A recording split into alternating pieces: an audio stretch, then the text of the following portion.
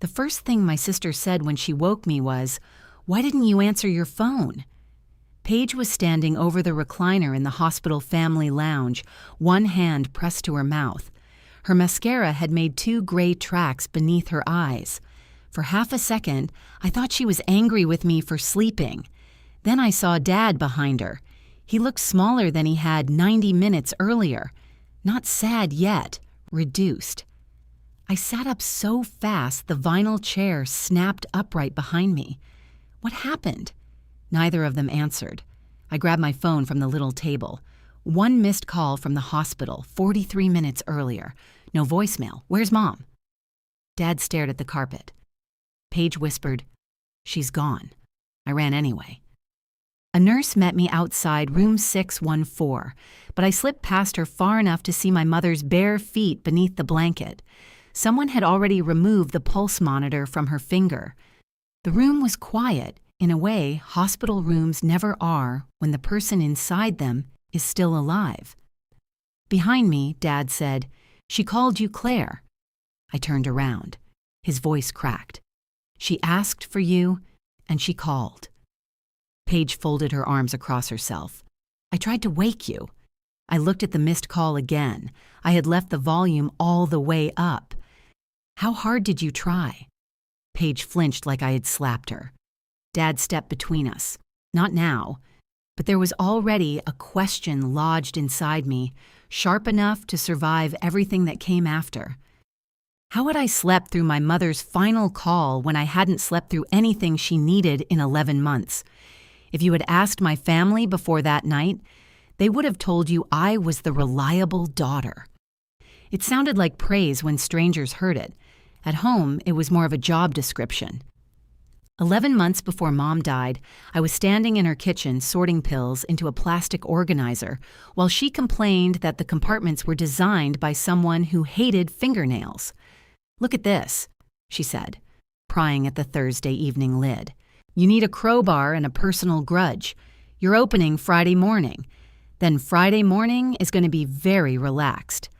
I took it from her and moved the pills back where they belonged.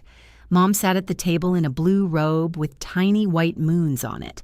Her hair had grown back after the first round of treatment, but it was thinner and curlier, as if it had returned with different opinions. Dad was at the counter making toast.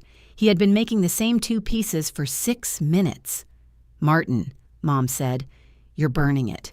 "I am not." The smoke detector chirped once. Dad pointed the butter knife at it. "That thing is dramatic. It learned from your youngest daughter," I said. Mom tried not to laugh because laughing made her cough. Dad waved a dish towel beneath the detector, which did nothing except move the smoke around more democratically. Paige arrived while I was opening a window. She came through the back door carrying an enormous bouquet of pink lilies and wearing cream-colored pants no sensible person would wear near our mother's kitchen. Paige always entered a room as if someone had just said her name on television. "Look at you," Mom said, brightening. There it was, that extra light. I had seen it my whole life. I didn't hate Paige for it every time. That would have been exhausting. "Oh my God, what burned?" Paige asked. "Your father attempted bread," Mom said. Paige kissed her cheek, gave Dad a one-armed hug, and placed the lilies in the middle of the counter directly on top of the appointment calendar I had spent 20 minutes updating. "These are gorgeous," Mom said. "They reminded me of you." "They're poisonous to cats," I said. "We don't have a cat," Paige replied. "I know, I was just trying to participate." She gave me a patient smile, the kind normally reserved for difficult customers. "Hi, Claire." "Hi, Paige." Mom touched one of the petals. "You shouldn't have spent money. I wanted to. That was Paige's specialty. She wanted to. The wanting counted almost as much as the doing, at least in our family. I had come straight from work that morning because Mom's oncologist had changed 2 prescriptions and Dad had written the instructions on the back of a grocery receipt he then misplaced. I had called the pharmacy, fixed the automatic refill, cleaned spoiled milk from the refrigerator, and discovered Mom had been cutting 1 nausea tablet in half because she thought the bottle was getting low. Paige brought lilies. Mom looked at them and said, "My girls take such good care of me." I kept my attention on the pills. Paige pulled out the chair beside Mom. I can stay for an hour, maybe 2. Dad turned from the toaster. I thought you were taking her to the scan. Paige's face changed, just slightly. Today? Today, I said. I thought that was Thursday. It is Thursday. No, I know it's Thursday. I thought the scan was next Thursday. Mom reached over and covered Paige's hand. Honey, don't worry. I moved things around for it. It's fine, Mom said. Claire's here. The words came so easily that no one but me seemed to hear them. Paige looked at me. Can you? I had a conference call at 1 and a supervisor who had started writing phrases like ongoing flexibility concerns in emails. Sure, you're amazing. There were days I wanted to have that engraved on my headstone. Claire Donnelly, she was amazing. Nobody had to change their plans. At the hospital, Mom sat beside me in a wheelchair and pretended not to notice when I answered work messages with one hand. She hated being pushed, so she kept her feet lifted half an inch above the footrests, as if refusing full participation. You're mad, she said. I'm typing. You type harder when you're mad. I learned from an aggressive typing teacher. Mrs. Barlow? She drew blood. Mom smiled, then looked down the hall toward radiology. Paige has a lot going on, so do I. I know. She said it softly enough that I almost let it go. What does she have going on today? Mom adjusted the belt of her robe beneath her coat. You know the divorce was hard on her. The divorce was 4 years ago. It changed her. It changed Derek, too. He moved to Oregon. Don't be unkind. I stared at the vending machines because they were safer than her face. I'm not being unkind. I'm taking you to a scan I didn't know about until this morning, and I appreciate it. That's not the same thing. No. She folded her hands. But you're good in situations like this. There it was again. My supposed gift. If a building caught fire, Paige needed protecting because smoke upset her, and I was asked to carry the water because I was good in situations like this. A technician opened the door and called Mom's name. Before I pushed her forward, Mom reached back and squeezed my wrist. I'm glad it's you. That was the trouble with her. Just when I had my anger standing upright, she would touch it in exactly the right place and make it fold. The scan showed that the cancer had spread. After that, the calendar on Mom's refrigerator filled with appointments, dosage changes, visiting nurses, and names of people who offered help in very specific forms. Aunt Denise could sit with Mom on Tuesday afternoons, but not if there was weather. Mom's neighbor could bring soup, though all her soups tasted faintly of apple cider vinegar. Dad could drive during daylight as long as the route did not involve what he called that insane left turn near the cancer center. Paige volunteered for emotional support. Those were her words. I think my strength is being present with Mom, she said during a family meeting at the kitchen table. I looked at the notebook in front of me. What does that mean on a schedule? It means I don't want every minute with her to feel clinical. No one asked you to perform surgery. She sighed. This is why I hate family meetings. You turn everything into a task, because tasks are how the oxygen machine gets delivered. Dad rubbed the bridge of his nose. Girls. We were 37 and 41, but he could still fit all his disappointment into that one word. Mom, sitting at the head of the table with a blanket around her shoulders, said, Paige keeps my spirits up. I'm sure she does. And you keep everything else up, Dad said, as if he had solved the conflict. Paige smiled at me. See? We both have roles. Her role involved bringing Mom lemon cookies, painting her nails, and taking carefully framed photographs in which the oxygen tubing was either hidden or looked almost elegant. Mine involved arguing with insurance representatives and keeping a bowl near the couch when Mom couldn't make it to the bathroom. I told myself it didn't matter which one looked more like love. Most days I almost believed it. Mom's last hospital admission began on a rainy Monday in March. She had woken confused and tried to make coffee in the sugar bowl. By noon, she knew where she was again, but her breathing had become shallow and the home nurse told us it was time. At the hospital, time stopped behaving normally. Morning arrived without anyone sleeping. Coffee appeared and went cold. Nurses changed shifts. The same game show played twice on the television with the sound off. Mom became frightened when she woke and didn't recognize the ceiling. "Claire, I'm right here." Each time, I moved into her line of sight. Dad sat on the other side of the bed, holding her hand and telling stories with no endings. He talked about the motel in Virginia where the air conditioner leaked into his suitcase. He talked about buying their first couch. He talked about a waitress in Pittsburgh who had called Mom Sweet Pea and nearly gotten a fork in the thigh for it. Mom smiled when she could. Paige came and went. She had headaches. The hospital air dried her eyes. She couldn't eat cafeteria food because the smell clung to her clothes. Every time she returned, she looked stricken by how much Mom had declined while she was gone. On Wednesday afternoon, Dad's knees started shaking when he stood. I sent him home to shower and lie down. He argued until Mom opened her eyes and told him, "Martin, you smell like a bus station." He kissed her forehead. "You always did know how to keep romance alive." Then it was just Mom and me. Near midnight, she woke and stared at my face for a long time. "What?" I asked. "You look awful." "Thank you." "Your hair's doing that triangle thing. I'm in a hospital. Nobody expects geometry."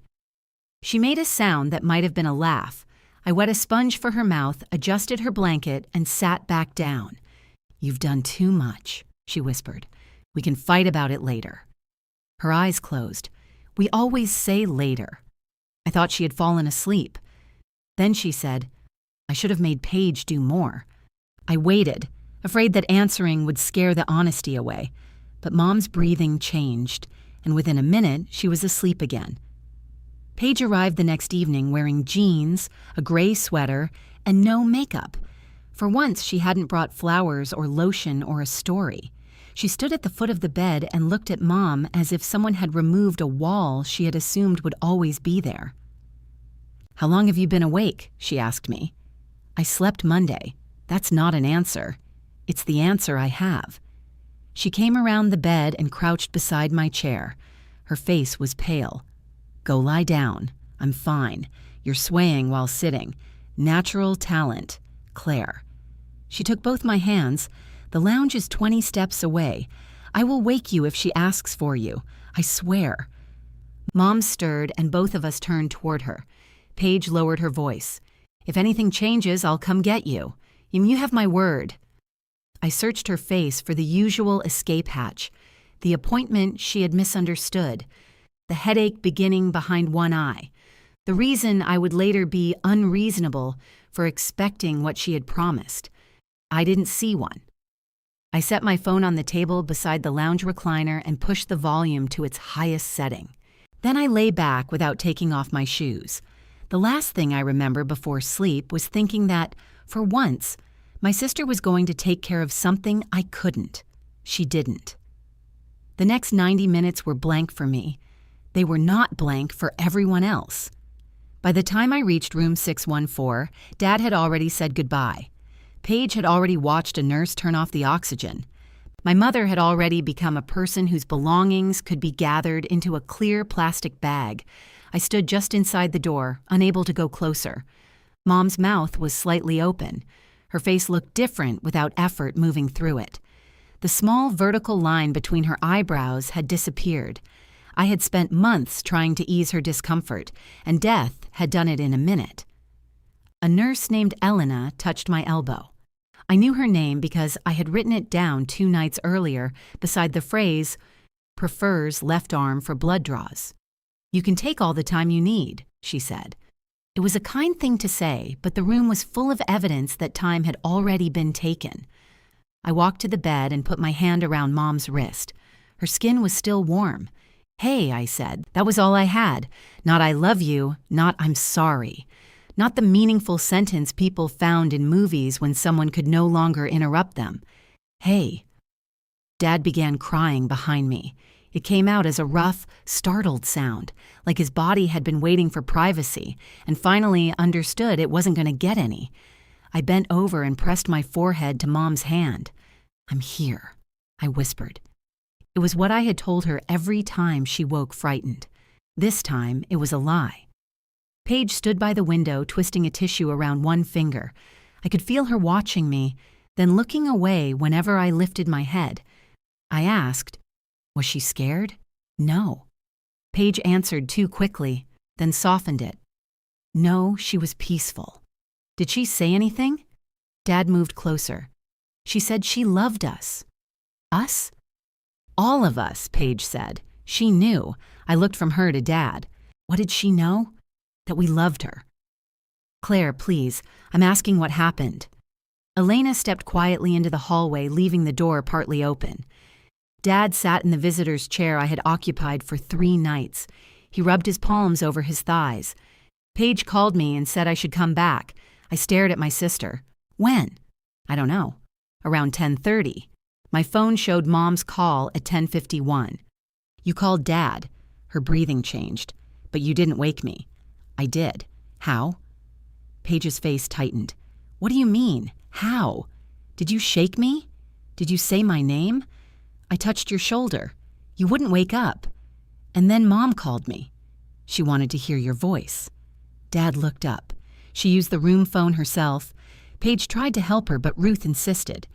I remembered Mom's fingers struggling with the television remote that afternoon.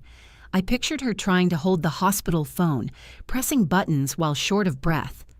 "Why didn't you come get me then?" Paige's mouth opened. Dad stood. "Claire, stop." "No, I want to understand. You haven't slept in days. You were unconscious on your feet. I was 20 steps away, and your sister was here." "That isn't what I asked." Dad took my shoulders. His hands felt weak, which frightened me more than if he had yelled. "Your mother is dead," he said. "Whatever went wrong tonight, nobody meant for it to happen." Behind him, Paige lowered her face into her hands. It was an efficient sentence. Whatever went wrong belonged to no one. Paige's intentions were already forgiven, and my failure was already a tragedy we would all have to help me live with. I stepped away from Dad and went back to Mom. Her reading glasses were folded on the tray table. Beside them sat the lip balm she hated because she said it tasted like furniture polish. I put both into the clear bag. Dad watched me. "You don't have to do that. I know where everything goes." The nurse returned with forms for Dad to sign. Paige sat on the edge of the windowsill and cried while I collected Mom's sweater, slippers, phone charger, and the paperback she had not been able to read for a week. At the bottom of the bag, I found one of the lemon cookies Paige had brought. It was wrapped in a napkin, crushed into 3 pieces. I almost handed it to her. Instead, I put it in the trash. In the elevator, Dad became concerned about parking validation. "I don't know if the desk is still open," he said. "They told me after 11 you have to use the emergency entrance. I'll handle it." "I parked in the garage, but I came in through the main lobby. I'll handle it." "Your mother had the ticket earlier." "Dad." He stopped talking. Paige leaned against the mirrored wall, staring at our reflections. We look horrible. A laugh escaped me before I could stop it. She turned. "What?" "Nothing." "No, what? Mom told me my hair was a triangle." For 1 second, Paige smiled. "She hated that haircut," she said. "She told me she liked it." She lied. The elevator doors opened. Paige wiped her face and the smile vanished before we stepped into the lobby. Outside, rain glazed the pavement. Dad stood under the awning, holding the plastic bag to his chest. "I don't want to go home," he said. Paige immediately said, "You can stay with me." Her apartment had 1 bedroom and a couch she described as decorative because nobody could sit on it for more than 20 minutes without losing feeling in one leg. Dad looked at me. There it was. Even in shock, his eyes found the dependable exit. "We'll go to the house," I said. "I'll stay tonight." Paige bristled. "I was offering." "I know, I can stay too." "Fine." We drove separately. I spent the entire trip checking my phone at red lights. The call was there. 10:51 p.m. Incoming. Hospital main line. 47 seconds. No message. I turned the volume up, then down, then up again. The ringtone filled the car so loudly I flinched. How had that sound failed to reach me in a silent lounge? At Mom and Dad's house, her mug was still beside the kitchen sink. A pale crescent of lipstick marked the rim. Dad touched the handle and walked out of the room. Paige took off her wet sweater and draped it over a chair. "I'll make tea," she said. Nobody wanted tea. She made it anyway.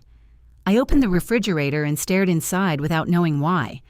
There were 3 containers of soup, half a lemon, 6 vanilla yogurts, and the medication Mom had to keep chilled. On the door, the appointment calendar still showed a nurse visit for Friday morning. I took it down. Paige saw me. "Can that wait? I don't want someone showing up. We can call in the morning. It is morning." The clock over the stove read 12:34. Paige placed mugs on the table. Mom's chair remained empty. Dad came back wearing the brown cardigan he kept on a hook near the hallway. It hung crooked because he had missed one armhole and somehow forced his elbow through the sleeve. I fixed it without speaking. He sat down. "We need to call someone." "The funeral home?" Paige asked. He shook his head. "Denise. Mom's sister lived 3 states away and went to bed at 9. Dad stared at his phone as if it contained a language he no longer spoke. "I can call her," Paige said. It surprised me enough that I looked up. Dad gave her the phone. Paige carried it into the living room. Her voice stayed low until she said, "No, it happened fast and broke apart." I heard Aunt Denise's voice through the speaker, asking a question over and over. Paige sat on the couch and bent forward, pressing her forehead to her knee. She had loved Mom. That was the problem with Paige. She could be selfish and devastated at the same time. She could abandon a responsibility and feel the loss as deeply as the person who stayed. It would have been easier if grief sorted people into honest categories. I went in and sat beside her. She handed me Dad's phone without looking at me. Aunt Denise said my name, then began sobbing again. I stayed with her on the call for 20 minutes. I told her Mom had been comfortable. I told her Dad was with us. I told her no, she should not try to drive through the night. I did not tell her I had been asleep. When I returned to the kitchen, Paige was washing Mom's lipstick from the mug. "Leave it," I said. She froze with the sponge inside it. I just thought, I know, leave it. She rinsed the soap away and placed the mug beside the sink exactly where it had been. Dad sat with both hands wrapped around his untouched tea. "She called you." The words seemed to come from somewhere far behind his face. "I know, she was worried you'd gone home." I hadn't. I told her that. "When?" Dad looked toward Paige. Paige leaned against the counter. Mom was confused. "What did she say?" "She asked where you were." "I told her you were resting." "Did you tell her I was down the hall?" "Yes." "Did you offer to get me?" Paige pressed her lips together. "Of course." "Then why did she call?" "I don't know, Claire. Maybe she wanted to call her daughter. She had 2 daughters in the building." Paige's eyes filled. "You think I don't know that?" Dad slapped one palm against the table. Not hard, but hard enough to make the teaspoons jump. Enough. We both went quiet. He looked at me. "You had been there every minute. Your mother knew that. She knew you loved her." The comfort slid sideways into accusation. "I left because Paige promised to wake me." "And I tried," Paige said. "What did I say?" She blinked. "What?" "When you tried to wake me, you said I wouldn't wake up. What did I do?" "Nothing." "Did I open my eyes?" "I don't remember." "Did I speak?" She pushed away from the counter. "I'm not doing this right now." She walked into the downstairs bathroom and locked the door. Dad stared after her. "You're making her feel like she killed your mother." "No, I'm asking what happened. You slept through a phone call. That happened." His voice wasn't cruel. Cruelty would have given me something solid to resist. He sounded exhausted and certain. I looked at my phone again. 1 missed call, no message. Dad reached across the table. "Forgive yourself." I pulled my hand back before he could touch it. Around 2, Paige fell asleep on the living room couch. Dad sat in his recliner with the television on mute, watching people renovate a kitchen. I moved through the house, turning off lamps Mom had left on before going to the hospital. In the bedroom, her robe lay across the foot of the bed, the blue one with the white moons. I pressed it to my face. It smelled like her lotion and the medicinal sweetness that had followed her through the last months. In the pocket, I found a cough drop, a tissue, and a folded grocery list in her handwriting. Milk, bread, Martin's awful cereal. Call Claire. I sat on the edge of the bed with the list in my hand until the words blurred. My phone buzzed. For one impossible second, I thought it might be her. It was an email from my supervisor asking whether I expected to be available that morning. I typed, "My mother died tonight." Then I erased tonight and wrote last night because midnight had moved the world forward without asking any of us. My supervisor responded almost immediately, "Take whatever time you need." I stared at that sentence. People always said it when there was no amount of time that could fix what had happened. When I returned to the kitchen, Dad had begun writing names on the back of an envelope. Funeral home, he said, church, newspaper, your mother's friends. You should rest. I need to do something. I sat beside him. He pushed the envelope toward me. At the top, in his shaking handwriting, he had written, "Claire will know." Paige appeared in the doorway, wrapped in Mom's knitted throw. "We need pictures," she said, "for the service." Dad nodded as if she had announced an emergency. "And maybe a recording," Paige continued. "Something with Mom's voice. People do that now." I thought of an old voicemail on my phone. Mom singing "Happy Birthday" too slowly, losing the tune halfway through, then laughing so hard she had to start over. "I have one," I said. Paige tightened the blanket around herself. "Of course you do." I couldn't tell whether it was gratitude or resentment. At that point, I was too tired to understand that the recording I went looking for would not be the only message waiting on my phone. I didn't look for the birthday voicemail then. Dad had written 23 names on the envelope, including his dentist, a man who had repaired the gutters in 2018, and lady from library, red, glasses. He insisted each one needed a personal call. "People shouldn't learn something like this from the newspaper," he said. "What newspaper?" Paige asked from the doorway. Dad looked offended. "The newspaper? There barely is one anymore. Your mother read it." Mom read the weather and complained about the restaurant reviews. "Then we'll call the restaurant reviewer." Paige looked at me. "He needs sleep." I waited for her to add that Dad was good in situations like this. Instead, she knelt beside his chair and gently took the pen from his hand. "Come on," she said. "I'll help you upstairs." He let her. That surprised me more than the offer to call Aunt Denise. Dad treated needing assistance like an accusation. When Mom had bought him a pill organizer, he used it to store screws. Paige tucked her arm beneath his and guided him out of the kitchen. Halfway to the stairs, he stopped. "Your mother hated pink carnations." "We know," Paige said. "They look cheap. We won't get them, and no one should say she lost her battle. I know. She didn't lose." Paige looked at me over his shoulder. "We know, Dad." He went upstairs with her. I stayed at the table and stared at Claire will know until the handwriting stopped looking like language. The funeral home opened at 8. I called at 8:03. A woman named Linda spoke in the low, measured tone people used when they knew you might begin crying without warning. She asked who would be making the arrangements. "My father," I said. Then I looked toward the stairs. "With help." She offered us a 10:30 appointment. I wrote it on the envelope because there was nothing else nearby. By 9, the kitchen had filled with food. Grief made people cook things in rectangular pans. Lasagna, baked pasta, enchiladas, something made of potatoes and cornflakes. Mom's neighbor, Carol, brought soup and stood inside the doorway squeezing my hands. "I just saw her Sunday," she said. "She looked so good. Mom had not looked good Sunday. She had been yellow and exhausted, wearing a scarf because she was cold even though the heat was set to 76. She was having a good day, I said. Carol nodded gratefully. People didn't come to a grieving family for facts. They came carrying a sentence they needed you to approve. Paige came downstairs wearing the same jeans and Mom's knitted throw. Her eyes were swollen. When Carol hugged her, Paige made a sound so raw that even I stepped closer. "Oh, honey," Carol said. "I was with her," Paige whispered. "At the end." Carol held her tighter. Paige's face rested against Carol's shoulder, turned toward me. Her eyes met mine, then closed. I carried the soup to the refrigerator. At the funeral home, Linda wore a navy dress and pearl earrings.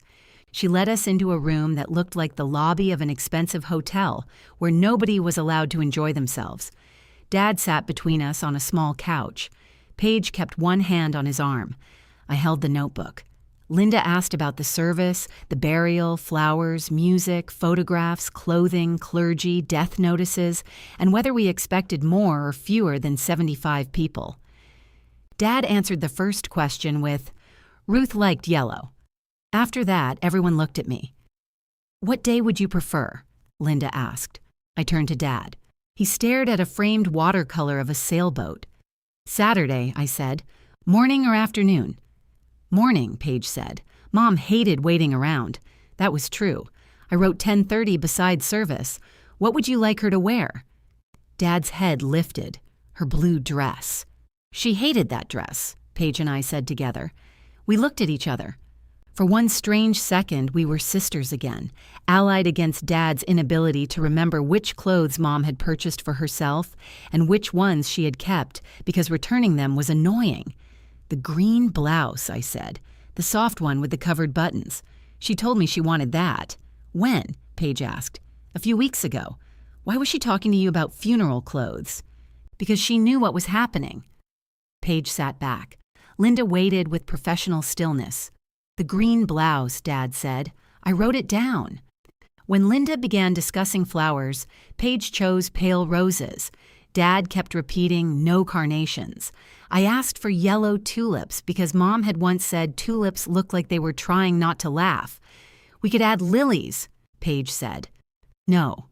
She turned toward me. "Mom loved the ones I brought. They gave her a headache. She never told me that. She asked me to move them to the laundry room after you left." Paige's face went blank. I wished I hadn't said it, not because it wasn't true, but because I had used a small, private truth to win something. "Roses and tulips," I told Linda. Paige looked down at her hands. "Fine." On the drive back, Dad sat beside me in the passenger seat. Paige followed in her car. At a red light, he said, "You didn't have to embarrass her about the flowers. I wasn't trying to embarrass her. She brought them to make your mother happy. They made Mom's head hurt. That doesn't mean the gesture didn't matter." I gripped the steering wheel. He stared through the rain-streaked window. "Your sister was there when it counted." The light turned green. I drove through the intersection before I trusted myself to speak.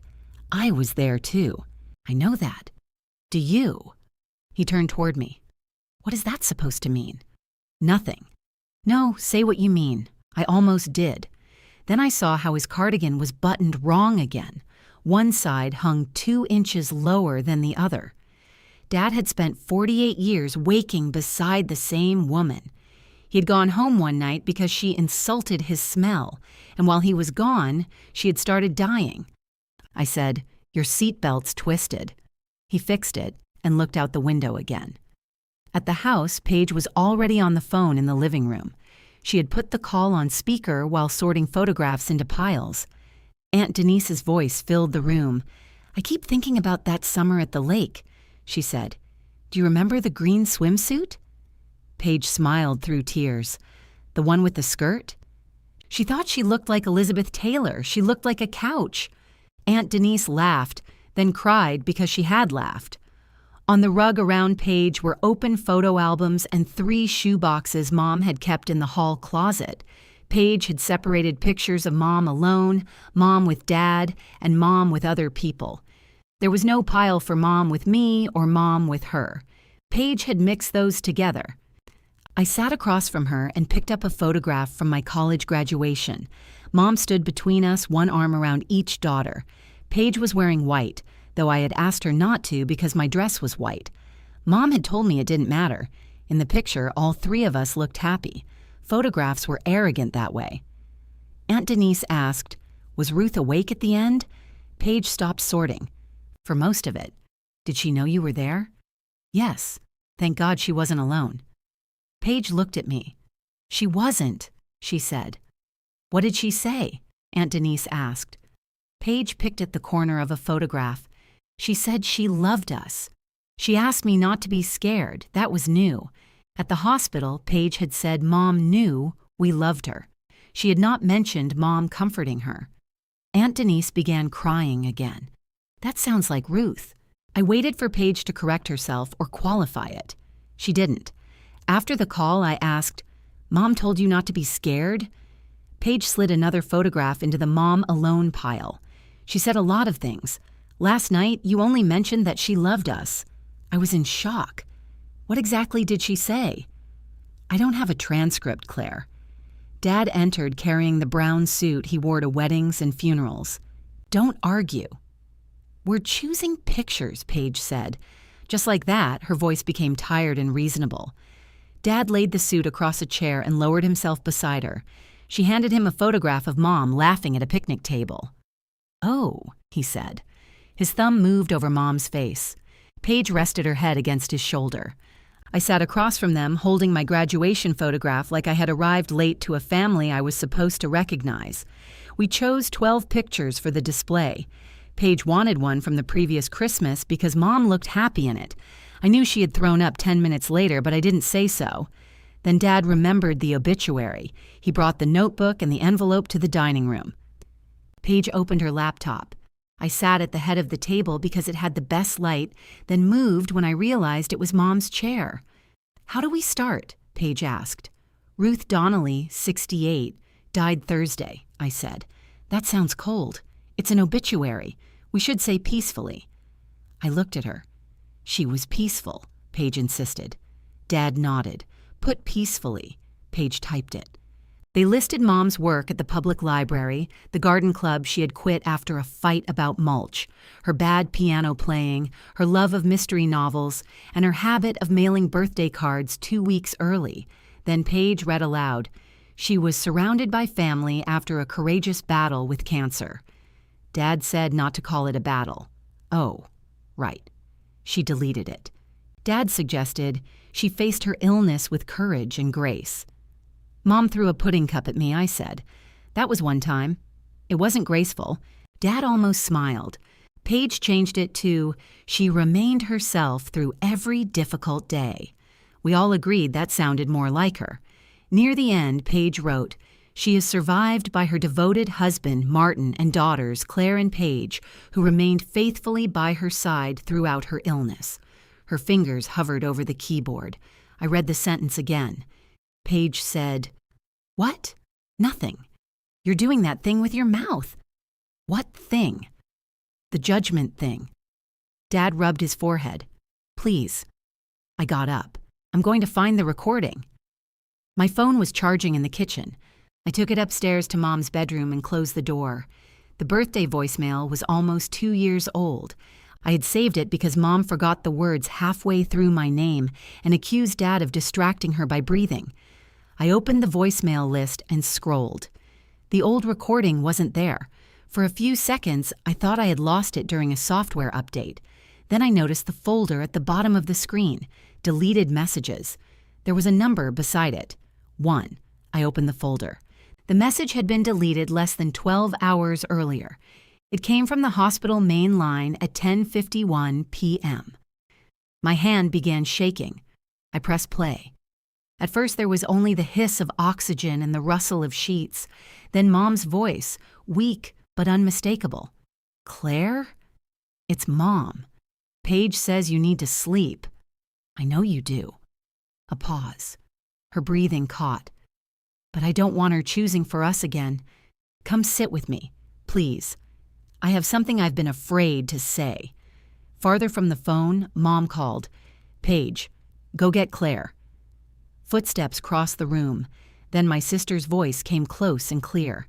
Mom, stop chasing someone who never answers when it matters. Mom answered immediately. That isn't true, and you know it. The message ended. I sat on the edge of Mom's bed with the phone pressed against my ear long after the recording stopped.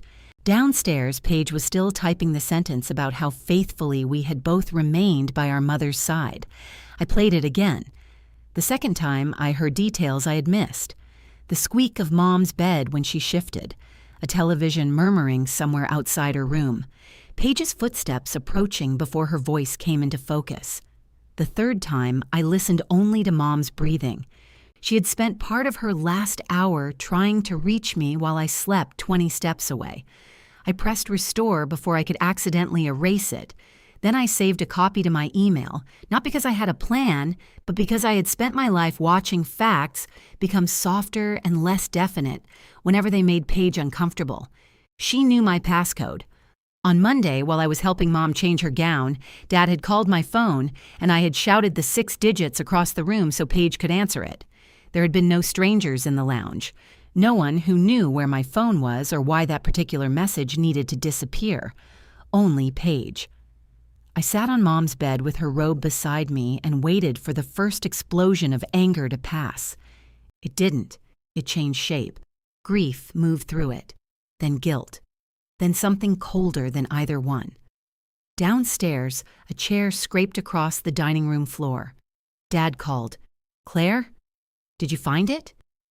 I looked at the grocery list still folded on the nightstand. "Call Claire." "Yes," I said. "I found it." I carried my phone downstairs. Paige had turned the laptop so Dad could read the obituary. The sentence about our faithful presence was still on the screen. She had added the funeral details and a request for donations to the library. "There she is," Dad said. "Play the birthday one."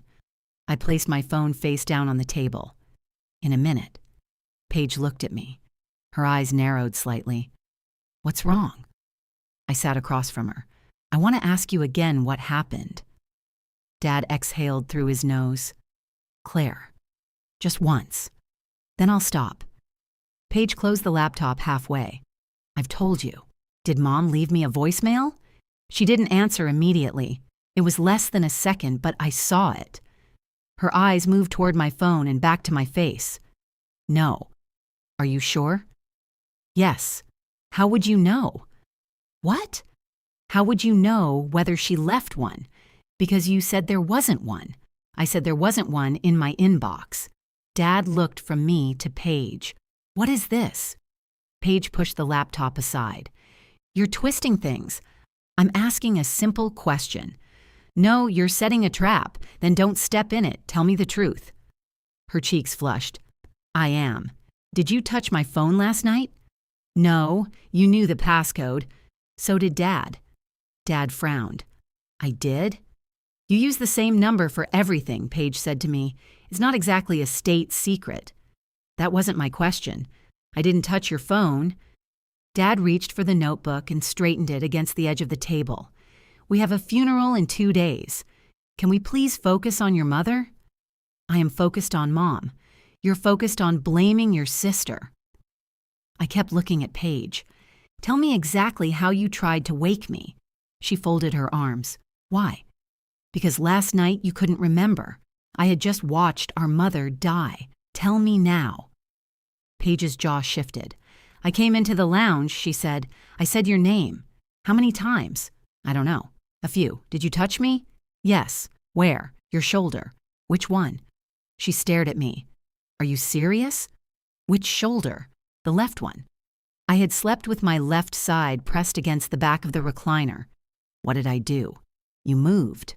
"How?" "You rolled away from me." "In a chair?" "You turned your head." "I don't know." Dad said, "This is cruel."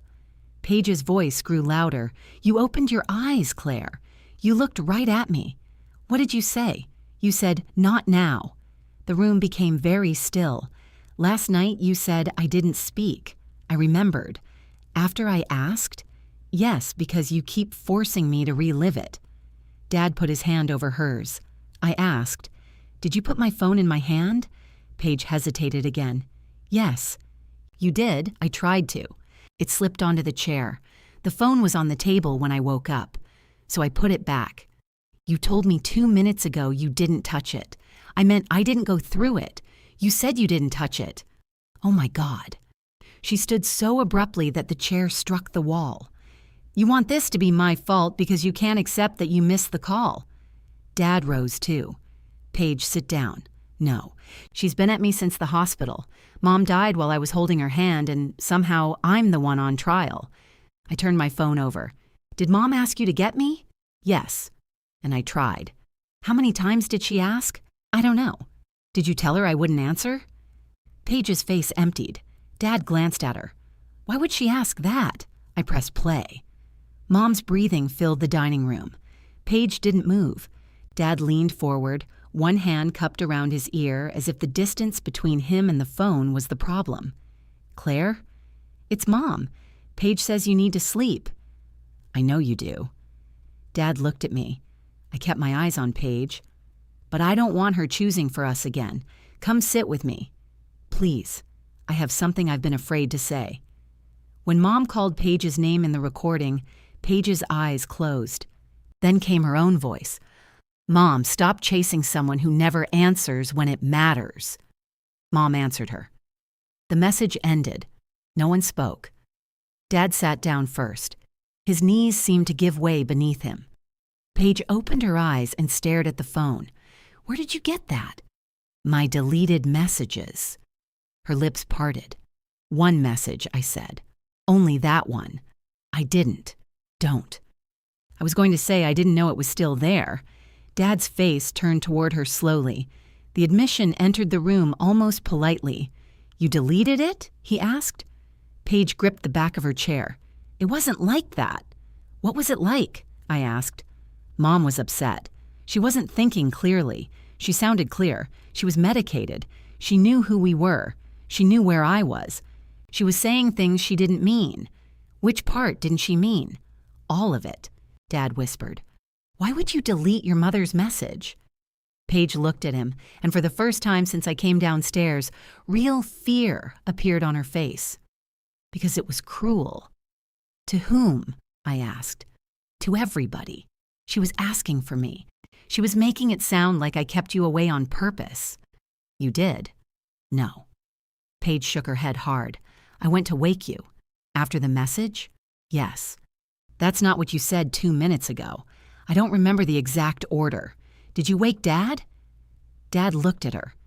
Paige's hand tightened around the chair. I called him. You managed to call Dad. You managed to come into the lounge, pick up my phone, unlock it, listen to Mom's message, and delete it. But you couldn't wake me. I tried. You put my phone in my hand? Her chin trembled. Yes. You shook my left shoulder? Yes. I opened my eyes and told you, not now? She started crying. Yes. No, I didn't. You don't know. You were asleep, and you've told 3 versions since last night. Dad said her name quietly. Paige. She covered her face. I didn't know she was going to die that fast. That was not an answer, but it was the first true thing she had said. I waited. She dropped her hands. The nurse said it could be hours, maybe longer. You were exhausted. Mom kept asking for you every time she woke up, and I told her you needed sleep. She asked you to get me. I know. Why didn't you? Because I was there. Her voice cracked on the last word. I stared at her. Paige wrapped both arms around herself. I was sitting right beside her, and she kept looking at the door for you. The nurse asked about her medications, and Mom said Claire knew. Dad called, and she asked whether he had talked to Claire. She needed ice, and she said you knew how she liked it crushed. Every single thing was you. This wasn't a competition. It never is when you're winning. Dad shut his eyes. Paige laughed once, without humor. Do you know what it was like to walk into that room after being gone for 2 hours and have Mom ask where you were? You could have stayed. I know that. You could have learned her medications. I know. You could have come when you said you would. I know. Then why are you angry with me? Because you made it impossible to matter. I stood. No.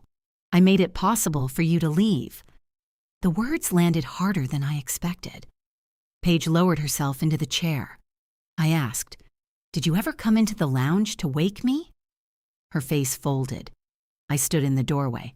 That isn't what I asked. I saw you sleeping. And I went back. Dad pressed both hands to his forehead.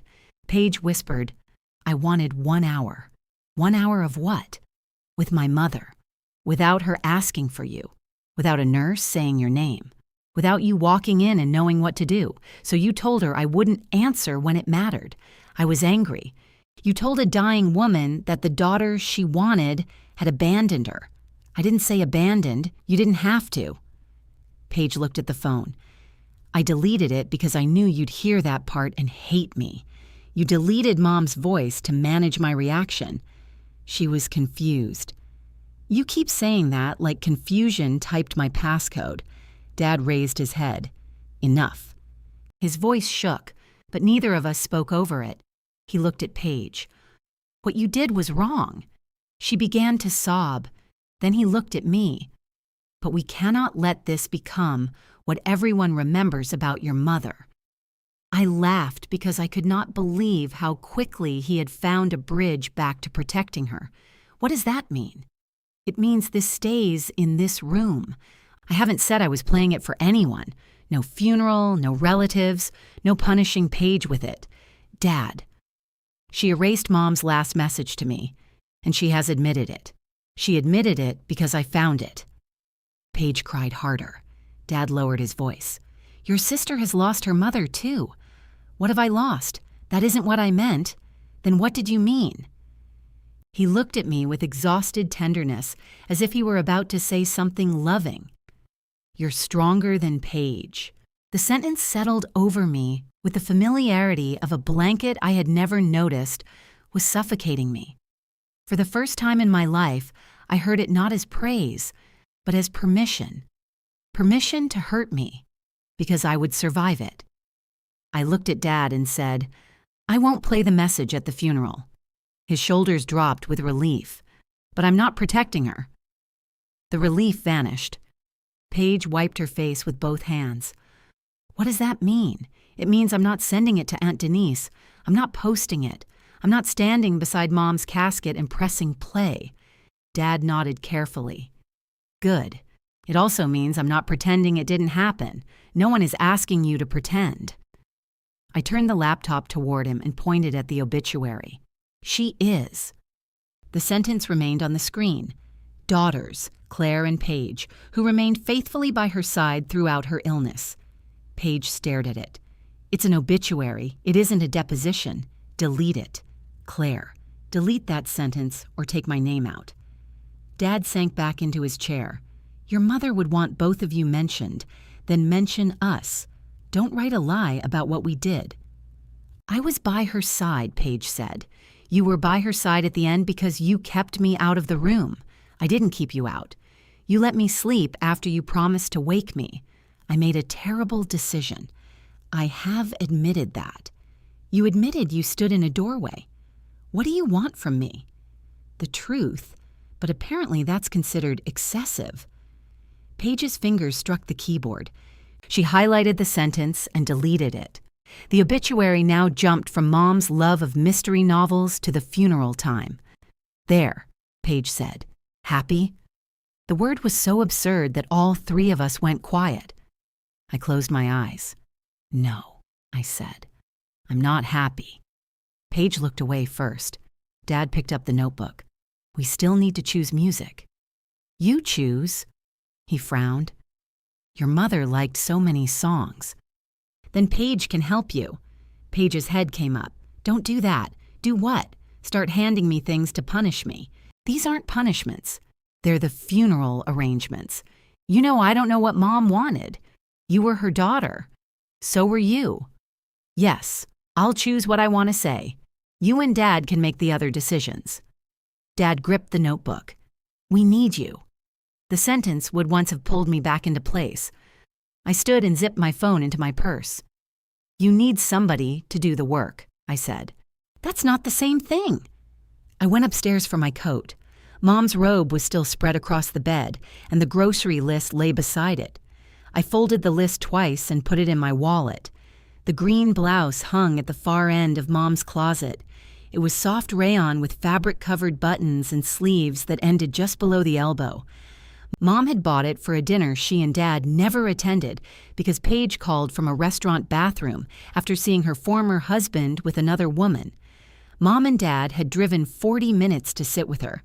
I had taken the blouse back to the store to exchange it for the correct size. I pulled it from the hanger and laid it on the bed. Paige appeared in the doorway. "That's the one?" she asked. "Yes." She touched one sleeve. "It looks plain." She wanted plain. I thought she'd want blue. "You thought the lilies made her happy." She pulled her hand back. I regretted it immediately, but regret was beginning to feel different from surrender. Paige leaned against the doorframe. "I'm sorry," I waited. "I'm sorry you didn't get to be there." "That's a description of what happened." "What am I supposed to say?" "That you're sorry you chose it. I didn't choose for her to die. You chose not to get me." She stared at the carpet. "I'm sorry I didn't wake you. And the message, I shouldn't have deleted it. And lying." "Yes, Claire. All of it." She sounded irritated, as if remorse had become a list I was making her finish before she could leave the table. I picked up the blouse. "What was Mom afraid to say?" Paige looked at me. "In the voicemail, she said she had something she was afraid to tell me. Did she say anything to you about it?" "No. Did she try to talk to me before I went to sleep?" "I don't know. You were in the room. She was in and out. That isn't an answer." Paige rubbed her forehead. "Maybe she wanted to apologize for something. Maybe she wanted to tell you where she kept a recipe. Maybe she was confused and there wasn't anything. I don't know. You really don't?" "No." I watched her face. She looked tired, frightened, and angry.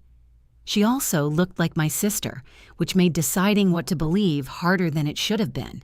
Behind us, Dad called, "Claire, I'm leaving." Paige straightened. "You can't leave with Mom's funeral half planned. I'll take the blouse to Linda." "What about the photographs? You chose 12.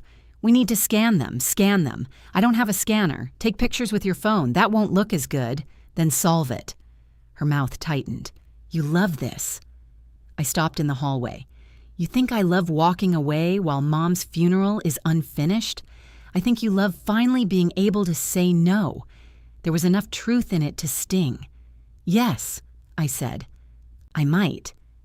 Dad was waiting at the bottom of the stairs. I carried the blouse over one arm. "You're really going?" he asked. "I'll be at the service. We have people coming. They're coming for Mom." "What am I supposed to tell Denise?" "Tell her I went home." His expression changed. The parallel reached him, though he would never have named it. "You're upset," he said. "You shouldn't make decisions while you're upset." Paige made one while she was upset. "This isn't the same." "No, I'm telling you where I'm going." He glanced toward the stairs, where Paige stood listening. "Families have to pull together at times like this. I've been pulling for 11 months, and no one has forgotten that. Mom did." At the end, Paige told her I wouldn't answer. Dad looked down at the notebook. I opened the front door. He said, "If you walk out now, don't expect Paige to forget it." I turned back. The fear on his face was real. He wasn't threatening me. He was warning me about the person he had spent my whole life teaching me to accommodate. "I won't ask her to," I said. At the funeral home, Linda accepted the blouse and asked whether we had decided on music. My father and sister are handling the rest. She paused with the garment bag over her arm. "I have you listed as the primary contact. Please change it." "To your father?" "Yes, and Paige." Linda's expression remained neutral, but her pen stopped above the form. "Either one?" "Both. If they disagree, let them work it out." "All right. I'm still speaking at the service." "Of course. I'll send you my remarks tonight." She made a note. On the drive home, my phone rang 3 times. The first call was Dad asking whether Mom preferred Amazing Grace on the organ or piano. "I don't know. You do know. I know she liked both." "Which one would sound better?" "Ask the musician." He was silent for a moment. "Fine." The second call was Paige asking where Mom kept the addresses for her garden club friends.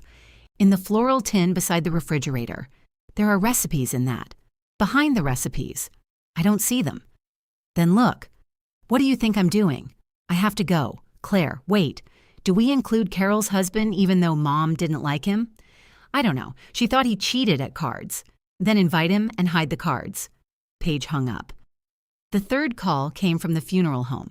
Linda said Dad had chosen organ music, then Paige called 6 minutes later and changed it to piano. She wanted to know which decision should stand. They're your contacts. I understand. They each said you would know. I pulled into my apartment parking lot and rested my forehead against the steering wheel. Organ, I said. Mom thought piano versions of hymns sounded like someone practicing. I'll put down organ. Linda? Yes, the flowers are roses and yellow tulips. No lilies, no carnations. I have that. And the green blouse. It's here. I hated the relief that came from knowing those details were settled. I hated how easily competence could become a leash.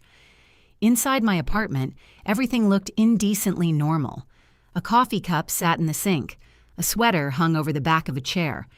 The mail waited in a neat stack as if my mother had not died while I slept. I took a shower and cried so hard I had to sit on the floor of the tub. Afterward, I put on clean clothes and opened my laptop to write something for the service. I typed Mom's name, then stared at it until the screen dimmed. My phone buzzed again. Paige had sent the obituary for final approval. The new version read, Ruth died peacefully with family beside her. No faithful daughters, no courageous battle, no details about which family member had been awake and which one had been allowed to sleep. Beneath it, Paige had written, Can you please just say this is okay? I read the obituary twice. Then I noticed she had removed the line about Mom's terrible piano playing. It was the only part that had made Dad smile. Put the piano line back, I typed. The rest is okay. 3 dots appeared. Thank you, Paige replied. A minute later, another message came. Dad can't find the floral tin. I turned my phone face down and let them keep looking. For 20 minutes, the phone vibrated against the coffee table. Paige called twice. Dad called once. Then Paige sent a photograph of the floral tin sitting open beside the refrigerator. Found it. I almost replied with congratulations. Instead, I opened the old birthday voicemail. Mom began singing too low, stopped after the first line and said, Martin, I can hear you breathing on purpose. Dad's voice came from somewhere behind her. How does a person breathe on purpose? Loudly. You want me to stop? For 10 seconds. You'll miss me. Mom started laughing. She tried to continue the song, replace my name with Dear Clary because it fit the rhythm better, then accused Dad of ruining the entire production. The recording was 42 seconds long. Her final message was 47. I moved both into the same saved folder, then opened a blank document. For almost an hour, I wrote sentences that sounded like things people said at funerals. My mother was a remarkable woman. Mom would have called that suspiciously vague. She taught me the meaning of love. She had also taught me how to hide crackers in a hospital bag because Dad ate all the snacks during appointments. She will be deeply missed. That was true and useless. I deleted everything. The alarm went off at 6:40. I had slept in my clothes on the couch with the laptop open on my stomach. There were 11 messages on my phone. Dad wanted to know whether black shoes were required with a brown suit. Paige needed the password to Mom's laptop. Linda needed my final remarks. Aunt Denise's flight had been delayed, and she wanted someone to tell her whether she should go directly to the funeral home. Paige had sent the same question 3 times. Are you coming to the house first? I replied to Aunt Denise with the address and told Linda I would bring a printed copy. To Paige, I wrote, No, I'll meet you there. She called immediately. I let it ring once before answering. You need to come here, she said. Why? Dad won't eat. Make him toast. He burned it. That has never stopped him. This isn't funny. No, it isn't. I heard a cabinet door slam. He can't find his brown belt, the zipper on Mom's garment bag is stuck, and Denise is texting me like I'm air traffic control. The blouse is already at the funeral home. I know. Dad keeps thinking it's here. Tell him again. I have. Then keep telling him. Paige lowered her voice. You know how to calm him down. I know. Please. The word caught me off guard. Paige rarely said please when she believed something was already my responsibility. I'll see you at 10, I said. The service starts at 10:30. I know. She hung up without saying goodbye. I printed my remarks, folded the paper, and put it in my purse beside Mom's grocery list. Before leaving, I listened to the final voicemail once. Not the whole thing, just her first 2 words. Claire? It's Mom. As if anyone else could have said my name with that exact mixture of complaint and relief. The parking lot at the funeral home was already half full when I arrived. Rain had stopped, but everything looked rinsed and colorless. Inside, Linda stood beside the photograph display Paige had assembled. Some of the pictures were blurry. One had a bright reflection across Dad's face. The photograph from my graduation was cropped, so Paige's right shoulder disappeared at the edge, which I knew would bother her more than it bothered me. The display was not perfect. It was also finished. Your sister worked on it until midnight, Linda said. I'm glad she got it done. Linda studied my face as if deciding whether the words were safe. The flowers came out beautifully. Yellow tulips rose between pale roses around the casket. No lilies, no carnations. Dad stood near the front wearing his brown suit, a black belt, and one navy sock. The other was dark green. I kissed his cheek. You didn't come, he said. I told you I'd meet you here. Paige had to handle everything. I know. He waited for me to apologize. When I didn't, he touched the knot of his tie. This looks wrong. It's fine. It feels too short. It's fine, Dad. His eyes moved over my face. You look tired? So do you. I didn't sleep. Neither did I. He looked toward the casket. They did a good job. Mom wore the green blouse. Her hands were folded above her waist, and someone had applied lipstick a shade darker than the one she usually wore. The covered buttons ran neatly down the front. I touched the sleeve near her wrist. You said plain, Paige said behind me. She wore a black dress and low heels. Her hair was pinned back, though one piece had already come loose beside her ear. She looks like herself, I said. I told them to take off some of the lipstick. Thank you. Paige moved to stand beside me. For a moment, neither of us spoke. Then she said, I kept thinking she would open her eyes while they were doing her hair. The image was horrible, and so exactly something Mom might have done that I almost smiled. She would have complained about the teasing, I said. She would have said they made her look Republican. A laugh escaped Paige.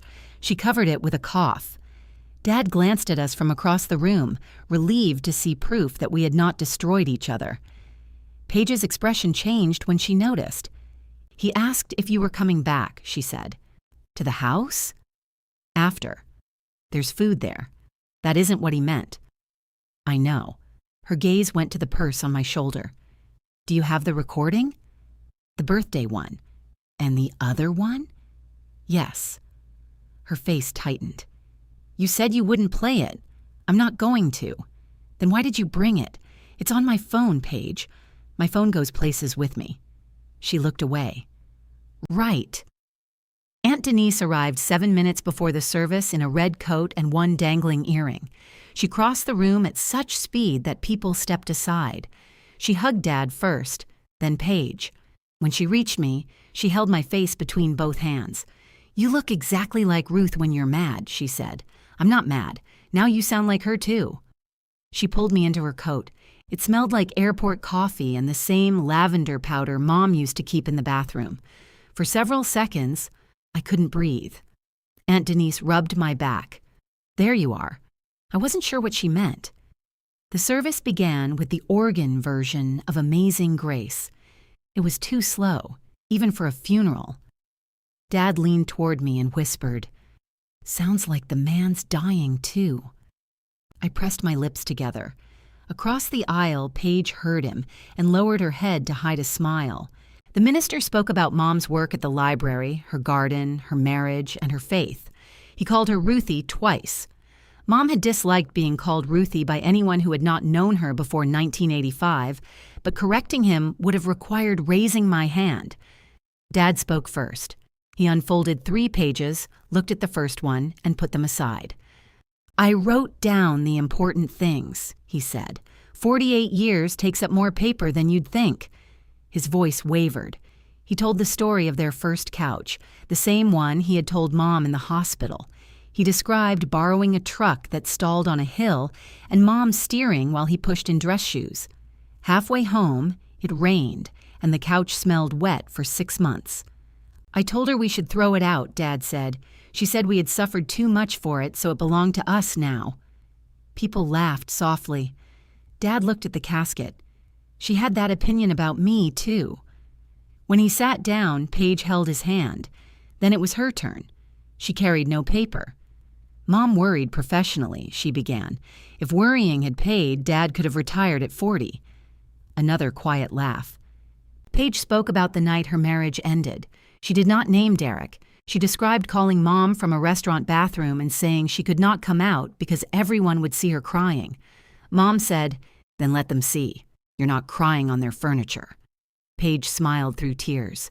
She drove 40 minutes to sit with me on the curb while Dad brought me fries I didn't ask for. She missed a dinner she had bought a new blouse for. She never mentioned the dinner again.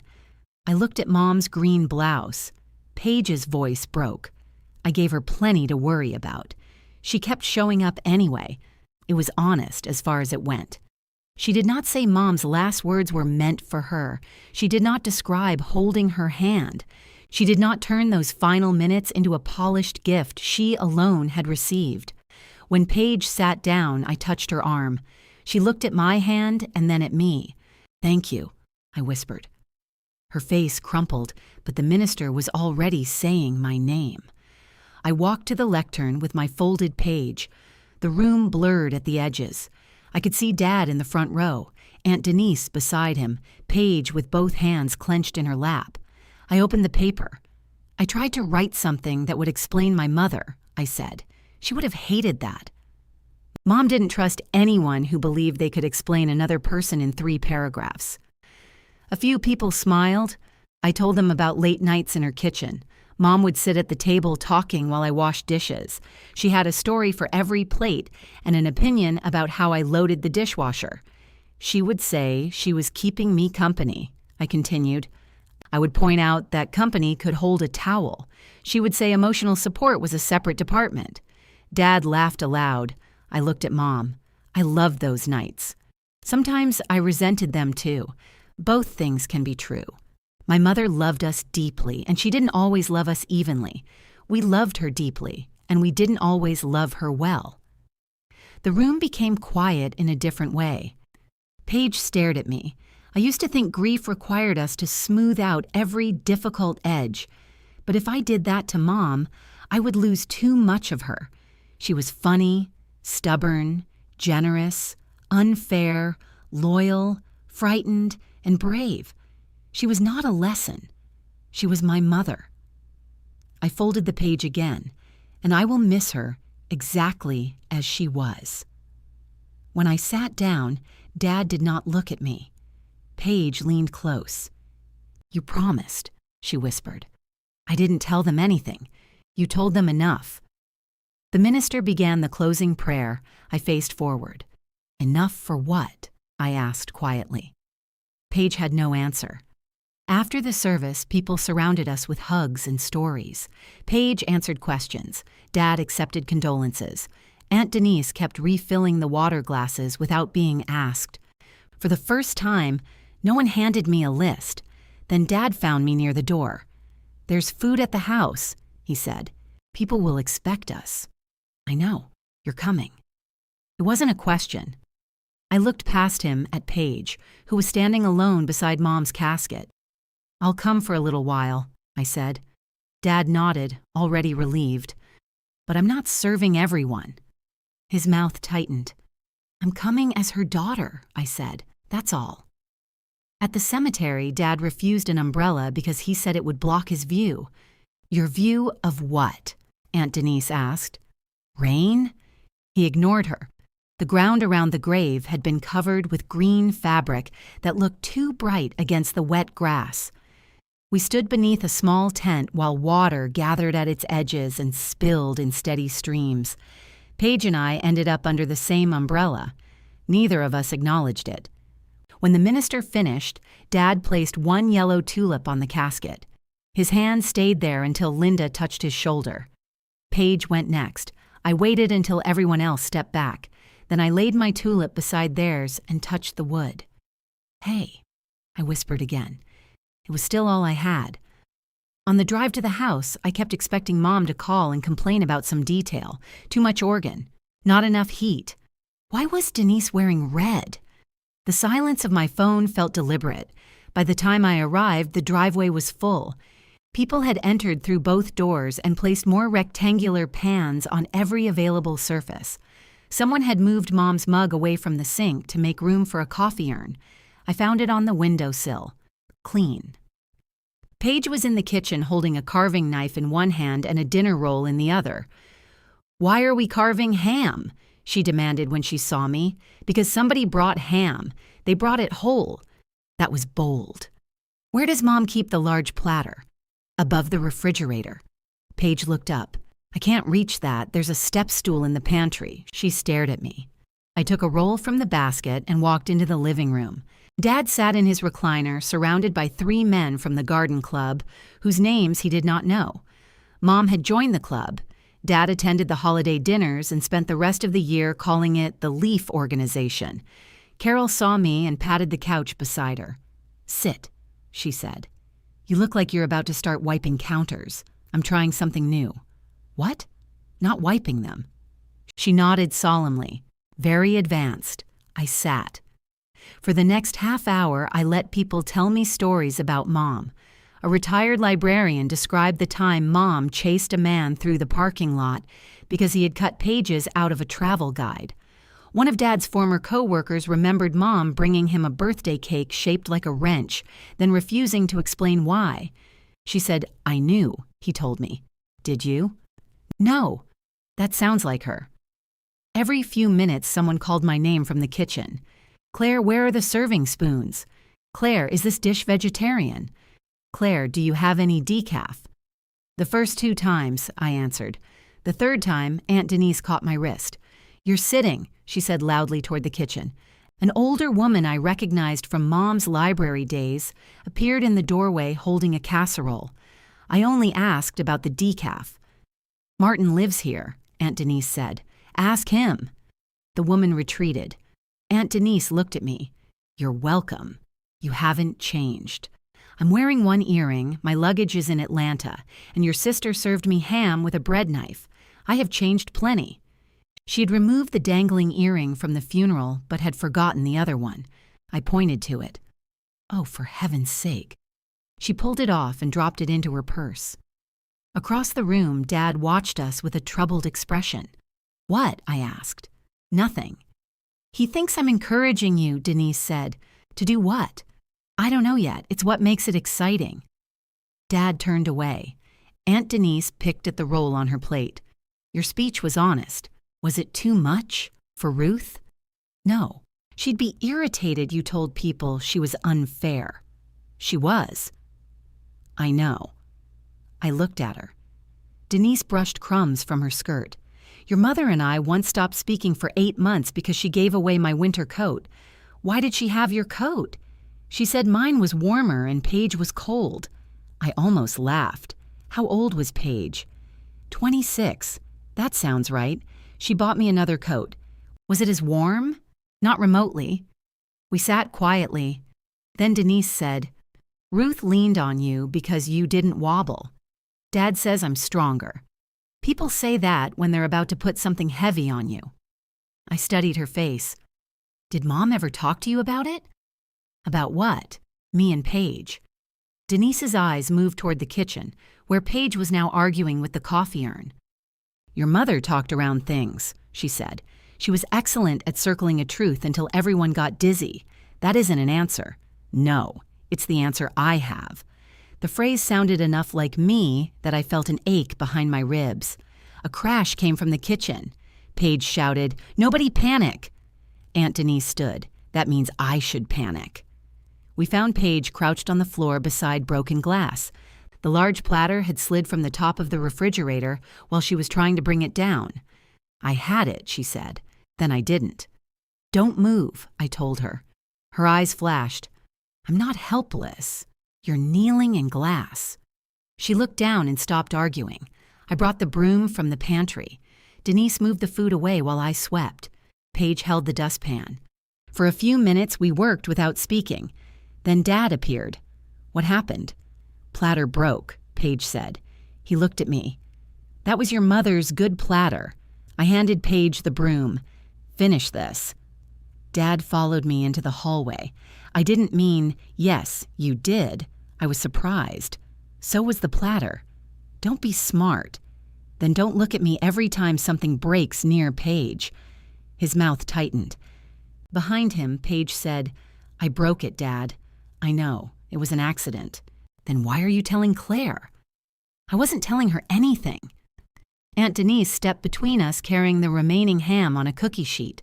Martin, if Ruth cared about that platter, she would not have stored it above the refrigerator under a waffle maker. It was part of our wedding set. You got married before they invented that platter. Dad blinked. Denise looked at me. Cheap department store, 1998. I bought it. Dad left without apologizing. Paige watched him go. He didn't even ask if I got cut. Did you? No. Then he saved time. She leaned the broom against the wall. You don't have to be cruel every time you're right. I lowered my voice. And you don't get to decide how pleasant I am 2 days after you erased Mom's message. Her face changed. Aunt Denise was rinsing the cookie sheet at the sink. If she heard us, she gave no sign. Paige stepped closer. Your speech was about me. My speech was about Mom. You said she loved us unevenly. She did, at her funeral. When would you prefer people acknowledge who she was? Not while Dad is sitting in the front row. Dad knows. You made everyone wonder. No one knows what happened. They know something happened. Something always happened, Paige. We just usually agreed not to name it. She glanced toward Aunt Denise. I apologized. You listed the things I was angry about. What's the difference? I looked at her. She folded her arms. That was a real question. The difference is whether you're sorry I'm hurt or sorry you did it. Both. Then why are you still angry at me? Because being sorry doesn't make you less exhausting. The honesty surprised me. I nodded. That might be the first apology I believe. She stared at me, uncertain whether I had insulted her. From the dining room, someone called, Where should we put the dirty plates? Paige closed her eyes. Kitchen, she called. All of them? No, keep 5 in your purse. I laughed before I could stop myself. Paige looked at me. For half a second, her mouth twitched. Then Dad entered carrying 6 coffee cups on a tray. Claire, can you start the dishes? The twitch disappeared. No. He thought he had misheard. What? I'm not doing the dishes. People need clean forks. There are disposable ones in the pantry. I don't want people eating funeral food with plastic forks. Aunt Denise turned off the faucet. Martin, they have already survived a funeral. They can face plastic. Dad ignored her. Paige has been on her feet all day. So have I. She handled everything this morning. I know, you told me. She could use some help. Paige stood beside the broken platter with the dustpan still in one hand. I said, Then help her. Dad looked genuinely confused. I'm talking to people, he said. So was I. You know how this kitchen works. So does Paige. She found the step stool. Paige's cheeks reddened. Dad lowered his voice. Please don't make a scene. I'm not. You're refusing to wash a plate at your mother's funeral. No, I'm refusing to be assigned the kitchen because I walked into it. Carol appeared behind him carrying a stack of dishes. I'll wash, she said. You don't have to, I told her. I know. She looked at Dad. That's generally what makes it help. Dad stepped aside.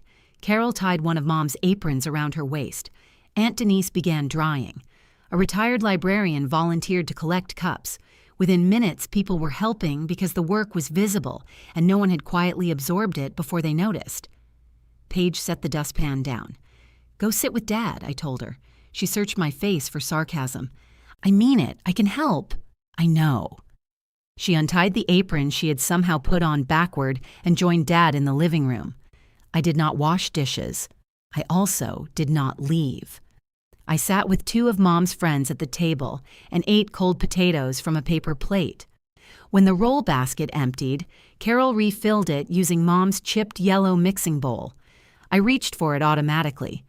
"Careful," I said. "That crack goes deeper than it looks." Carol turned the bowl in her hands. "Should I use something else?" "No. Mom used it like that for years. Why didn't she throw it away?" She said the crack knew its limits. Carol put the rolls back in. Near dusk, the last guests left. Paige stood in the kitchen surrounded by covered leftovers, trying to determine what would fit in the refrigerator. Dad came to me with the notebook. "There are thank you cards," he said. "And your mother's appointments need canceling." "Not tonight." "Tomorrow, then." "I'm not coming tomorrow." He stared at me. "What do you mean?" "I mean, I'm going home." "Claire, there's still so much to do." "Yes. Who is going to do it?" I looked toward the kitchen. Paige was holding a container of lasagna sideways, while Aunt Denise warned her about gravity. "You and Paige," I said. Dad's face hardened. "You're abandoning this family when it's falling apart." "No," I said. "I'm finding out whether it can stand without lying on top of me." I picked up my purse. This time, when I walked out, no one asked where anything was. I drove 3 blocks before I had to pull over. The rain had started again, barely more than mist. I parked beside a closed hardware store and sat with both hands on the steering wheel. There was no task in front of me. No medication alarm, no pan to cover, no nurse to call back, no father asking which tie matched, no sister asking where Mom kept something she could have found by opening the next drawer. For 11 months, every empty minute had felt irresponsible. Now there was nothing I could do for Mom, and my body didn't believe it. I checked my phone. No messages. That hurt too. At home, I found a yellow tulip petal clinging to the sleeve of my black dress. I placed it on the kitchen counter as if it might survive there. Then I opened the refrigerator and realized I had no food except mustard, half a carton of eggs, and a jar of pickles Mom had given me because Dad bought the wrong kind. I ate 2 pickles over the sink. Mom would have said that wasn't dinner. I would have said neither was soup made with apple cider vinegar, but she accepted that from Carol 3 times. I went to bed without changing the sheets. At 4 in the morning, I woke certain that I had missed a call. My phone was dark. At 7, I showered, dressed, put my purse over my shoulder, and reached for my car keys. I stood by the door for a full minute before realizing I had nowhere to go. Sunday mornings had belonged to Mom's medication organizer. I would sit at her kitchen table while she argued with the compartments and Dad burned toast. Paige sometimes appeared around noon with coffee and said she hadn't wanted to interrupt our routine. The routine was gone. My phone rang at 7:12. Dad. "Where are you?" he asked. "At home." There was a pause. "You're home?" "Yes." "I thought you'd come by." "I told you I wasn't coming." "I thought you meant last night." I leaned against the door. "What do you need?" "That's a strange question." "It's a normal question." "I don't need anything." In the background, a smoke detector chirped. I closed my eyes. Dad said, "It's sensitive. Open a window. I know how to make toast." "Then why are you calling?" Another pause. "There are all these pills," he said. "Mom's?" "On the counter. Some are still in that plastic box. The pharmacy has a medication return bin. I don't want to drive around with a bag of pills, then leave them until you're ready. What if someone gets into them?" "Who?" "I don't know." Dad locked the door. "That's not funny. I'm not joking." I heard a cabinet open. "Your aunt says we should throw them away in coffee grounds. Don't do that. Some of them shouldn't go in the trash. So you do know what to do." "Yes, I told you. I meant you should handle it." "I know what you meant." The silence lengthened. He lowered his voice. "Paige has a migraine." "Of course she did." "Then don't make her drive either. She was up all night." "So was I." "She had people in the house." "Dad, I'm only saying this is hard on her. It's hard on me, too." "I know that, Claire. No. You remember it when I force you to." He let out a tired breath. "Your mother wouldn't want us fighting. Mom wanted me in her hospital room. We don't always give her what she wanted." He hung up. I stood beside my front door with my purse still on my shoulder, shaking hard enough that my keys clicked together. 5 minutes later, he sent a photograph. 2 pieces of toast sat on a plate. Neither was burned. The caption read, "Fine." I laughed and cried at the same time, which felt undignified and exactly like something Mom would have appreciated. At 10, Paige texted, "Dad says you told him to leave dangerous medication around the house." I wrote, "I told him to take it to the pharmacy when he's ready. He thinks you're angry. I am angry. I meant with him." I stared at the screen. Yes. Her reply came slowly. "He didn't delete it." "Neither did I typed. "You did." The 3 dots appeared, vanished, then appeared again. "I know. There was nothing after that." I returned to work Monday morning because my supervisor had told me to take whatever time I needed, and I didn't know what that meant. Time at home had corners. At the office, time arrived in 30-minute meetings and color-coded calendar blocks. My supervisor met me near the elevator. "You don't have to be here," she said. "I know. You can take the week." "I know." She studied me. "Do you want me to stop saying that?" "Yes." "All right. Your conference call moved to 2. Thank you." At my desk, I opened an email, read the same sentence 6 times, and replied to the wrong person. At 11, I went into the restroom and found myself holding Mom's grocery list. I had taken it from my wallet without realizing it. Milk, bread, Martin's awful cereal, call Claire. I folded it carefully and put it back. For the first time, I wondered whether Mom had written call Claire because she needed something or because she wanted to talk. The difference had never seemed important while she was alive. At 12:15, Dad called to ask the password to Mom's email. "I don't know it. You helped her set it up. 5 years ago. She wrote passwords somewhere. Check the address book." "Which address book?" "The blue one." "There are 3 blue ones." "Then check 3. He hung up. At 1:40, Paige called to ask whether the visiting nurse needed to be formally canceled. "Yes." "Do you have the number?" "It's on the refrigerator calendar. We took the calendar down." "I took it down. It's on the counter." "What counter?" "The only one in the kitchen. Paige, there are counters on 3 walls." I closed my eyes. "By the toaster." "Oh." I waited. She said, "I found it." "Good. You could have just handled this yesterday. You found it. It took me half an hour. It took you 3 minutes on the phone with me. That isn't the point. It's exactly the point." She hung up. At 2:05, she sent another text. "Nurse canceled." At 4:30, Dad left me a voicemail. "I found the password," he said. "Your mother wrote it under computer things." There were 4. The 3rd one worked. Also, I called the pharmacy. They said I can bring the pills Thursday. You didn't need to make it sound complicated. I saved the voicemail, not because it was tender. It wasn't. Because he had done both things himself. Aunt Denise appeared at my apartment that evening carrying a plastic container of funeral potatoes and her recovered luggage. "I'm flying out tomorrow," she said. "I refuse to take this through security. You could leave it at Dad's. There are 11 pans in his freezer. One is labeled Chicken Surprise, which feels like a threat." I let her in. She looked around my apartment, then at me. "You live like a person who expects to be interrupted." "What does that mean?" "Your shoes are lined up by the door. Your purse is packed. You own no food." "I have mustard. Emergency mustard." She put the potatoes in my refrigerator and sat at the small kitchen table. I made coffee. She watched me measure enough for 2 cups. "You learned that from Ruth," she said. "What?" "Never making extra.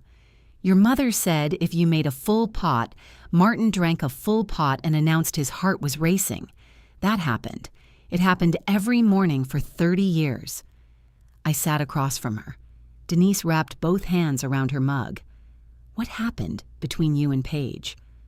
"Why do you think something happened? I was born before television. I know how to observe people." I looked toward the counter where the tulip petal had curled into a yellow comma. "Paige made a choice at the hospital," I said. "Then she lied about it." "What choice?" "I don't want to talk about it." Denise nodded. "No pressure. No claim that silence would poison me. She just drank her coffee. After a while, she said, "Your father is furious with you." "I know. He's also terrified." "I know that too." "He asked me to stay another week." "Are you?" "No." The answer surprised me. She raised one eyebrow. "Don't look at me like that. I love Martin. I am not moving into your mother's chair because he can't find the can opener. He lost it? It's in the drawer." "Which drawer?" "The one marked can opener, apparently." I laughed. Denise reached across the table and touched my hand. "Your father will learn," she said. "Or he won't. But you cannot learn it for him." After she left, Paige texted to say Dad had eaten funeral potatoes for 3 meals. I replied, "There's soup. He says Carol's soup tastes like pennies. It tastes like vinegar. He says pennies. Then he can eat something else." "What?" I started to type a list. Eggs, sandwiches, pasta, frozen meals. I deleted it. "Ask him," Paige called. "Why are you being like this?" she demanded. "Because Dad can decide what to eat. He says everything reminds him of Mom. That's grief. He won't talk to me. He barely talks to me. He listens to you. He relies on me. That's different." There was a long silence. Then Paige said, "We need to go through the house." The words tightened something in my chest. "Not yet. Dad wants to start this weekend. It's been 4 days. He says looking at her things is worse. Then he can close the bedroom door. He wants us both there." I could hear how carefully she said it. "Both of us?" "Yes. Not me organizing while you choose? That isn't fair. It's specific." Paige sighed. "Fine. We both work. We both decide. Nobody takes anything without saying so. And Dad stays in the room. Why? Because I'm not carrying decisions between you. Fine." I looked at Mom's tulip petal. "Saturday morning," I said. 2 hours. 2 hours won't be enough. Then we stop after 2 hours and choose another day." Paige was quiet. Finally, she said, "Okay." She did not thank me. I did not apologize. It was the first family plan we had ever made that did not depend on me quietly doing more than I had agreed to. I arrived at 9:02. Dad opened the door before I knocked. "You said 9. It's 9:02. I made coffee at 8:30. Then it's very experienced coffee." He stepped aside. The house smelled like toast, but the smoke detector was silent. On the kitchen table sat a plate with 3 pieces cut diagonally and arranged around a banana. "I made breakfast," Dad said. "I can see that." "The 3rd piece is for Paige. Is she here?" "No." He looked at the clock. "She'll come." Dad made a doubtful sound. At 9:06, Paige pulled into the driveway. She came through the back door carrying empty storage boxes, packing tape, and coffee from the place Mom called that expensive burnt place. "I brought supplies," she said. Dad pointed at the plate. "I made you toast." Paige looked at the banana arrangement. "Is this breakfast or a still life? Eat it." She took one triangle. "It's good." Dad tried not to look pleased. We carried the boxes upstairs. Mom's bedroom door was closed, though it had been open when I left after the funeral. Dad stood in front of it with one hand on the knob. "What are we starting with?" Paige asked. "Clothes," I said. Dad didn't open the door. "We don't have to," Paige said. He looked at her, then at me. "That's why you're here." "No," I said. "We're here because you asked us to be." His mouth tightened. Paige gave me a warning look, but she didn't contradict me. Dad opened the door. The green blouse was gone, but the empty hanger still hung at the far end of the closet. Everything else looked untouched. Mom's robe remained folded on the bed where I had left it. Dad sat in the armchair by the window. "What do we do?" he asked. "We make piles," Paige said. "Keep, donate, maybe." "What does maybe mean?" "It means you don't have to decide today. Then everything is maybe." I picked up an empty box and wrote "donate" on the side. Dad watched the marker move. "You should make a list. Of the clothes? Of everything. What goes where? We're labeling boxes. What if we need to know what's inside later?" Then we opened the box. He looked offended by the inefficiency. Paige wrote maybe on another box. "We can each label our own," she said. Dad turned to me, waiting for a better system. I opened the closet. Mom had arranged her clothes by color, though she denied doing it. White and cream on the left, then yellow, green, blue, and finally black. The blue dress Dad had wanted for her funeral hung near the back. Paige pulled it out. "This is the one?" "Yes." "It isn't that bad. It has shoulder pads. So do you emotionally." I looked at her. She glanced toward Dad. Too soon? Probably. Dad took the dress from her and held it against his chest. "She wore this to the bank dinner. She complained the entire night," I said. "She looked beautiful." "Both can be true," Paige said. My own words came back in her voice. Dad folded the dress across his lap instead of putting it in a box. We began with sweaters. Paige held each one up.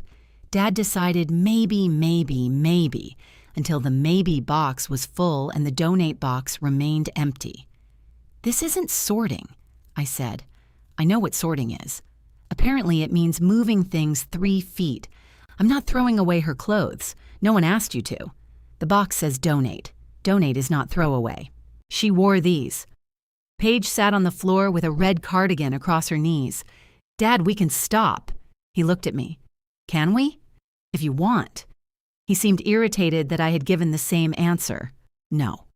"Keep going." Mom's black pants went into donate because Dad said she hated them. 3 sweatshirts went into maybe. A coat with a broken zipper stayed because he remembered buying it. A blouse he could not remember went into donate, then returned to maybe when he decided forgetting it might be a reason to keep it. Paige held up a gray t-shirt. "Why does this say Toledo Mud Hens?" Dad frowned. "We've never been to Toledo. I bought it at a thrift store," I said. "Why?" "Mom needed a shirt she could ruin while we dyed her hair." Paige turned it over. Brown stains marked the back. "You dyed her hair?" She wanted to look normal for the garden club lunch. I thought it just grew in darker. "No." Paige stared at the shirt longer than it deserved. "When was that?" "October." She folded it carefully and placed it in maybe. At the dresser, I opened the second drawer and found my own clothes. 2 pairs of sweatpants, 3 t-shirts, underwear. A phone charger still wrapped with the green rubber band I used to keep it from tangling. Paige stood beside me. "Why is your stuff in here?" Mom gave me a drawer. "You slept here?" "Sometimes." "How many times?" "I don't know." Dad said, "When your mother couldn't be alone." Paige touched the top t-shirt. "I thought you went home at night." "Not every night." "You never said." "You never asked." She shut the drawer gently. "I would have come." "When?" "If I knew you were sleeping here. You knew Mom was sick. That's not the same as knowing you needed help." I looked at her. She heard it after she said it. "No," I replied, "it isn't." Paige sat on the edge of the bed. "I thought you liked doing all this. Sleeping in a chair? Being the person everybody called. That isn't the same thing. You were good at it. So that made it mine?" "I don't know. You always sounded annoyed when anyone else tried. Because anyone else trying usually meant calling me 6 times to ask where things were." She looked toward the hall. "I've done that this week." "Yes." "A lot?" "Yes." "More than 5 times?" "Per day?" Her mouth pulled into an unwilling smile. Dad said, "We didn't ask you to do everything." The smile disappeared. I turned toward him. "You didn't have to." "What does that mean?" "It means if I didn't do something, it stayed undone until it became urgent. Then you called me. You made decisions before anyone else had a chance." "Which decisions?" He opened his mouth. I waited. Paige said, "The flowers, after Mom died." "I meant before." "Which ones?" She looked down.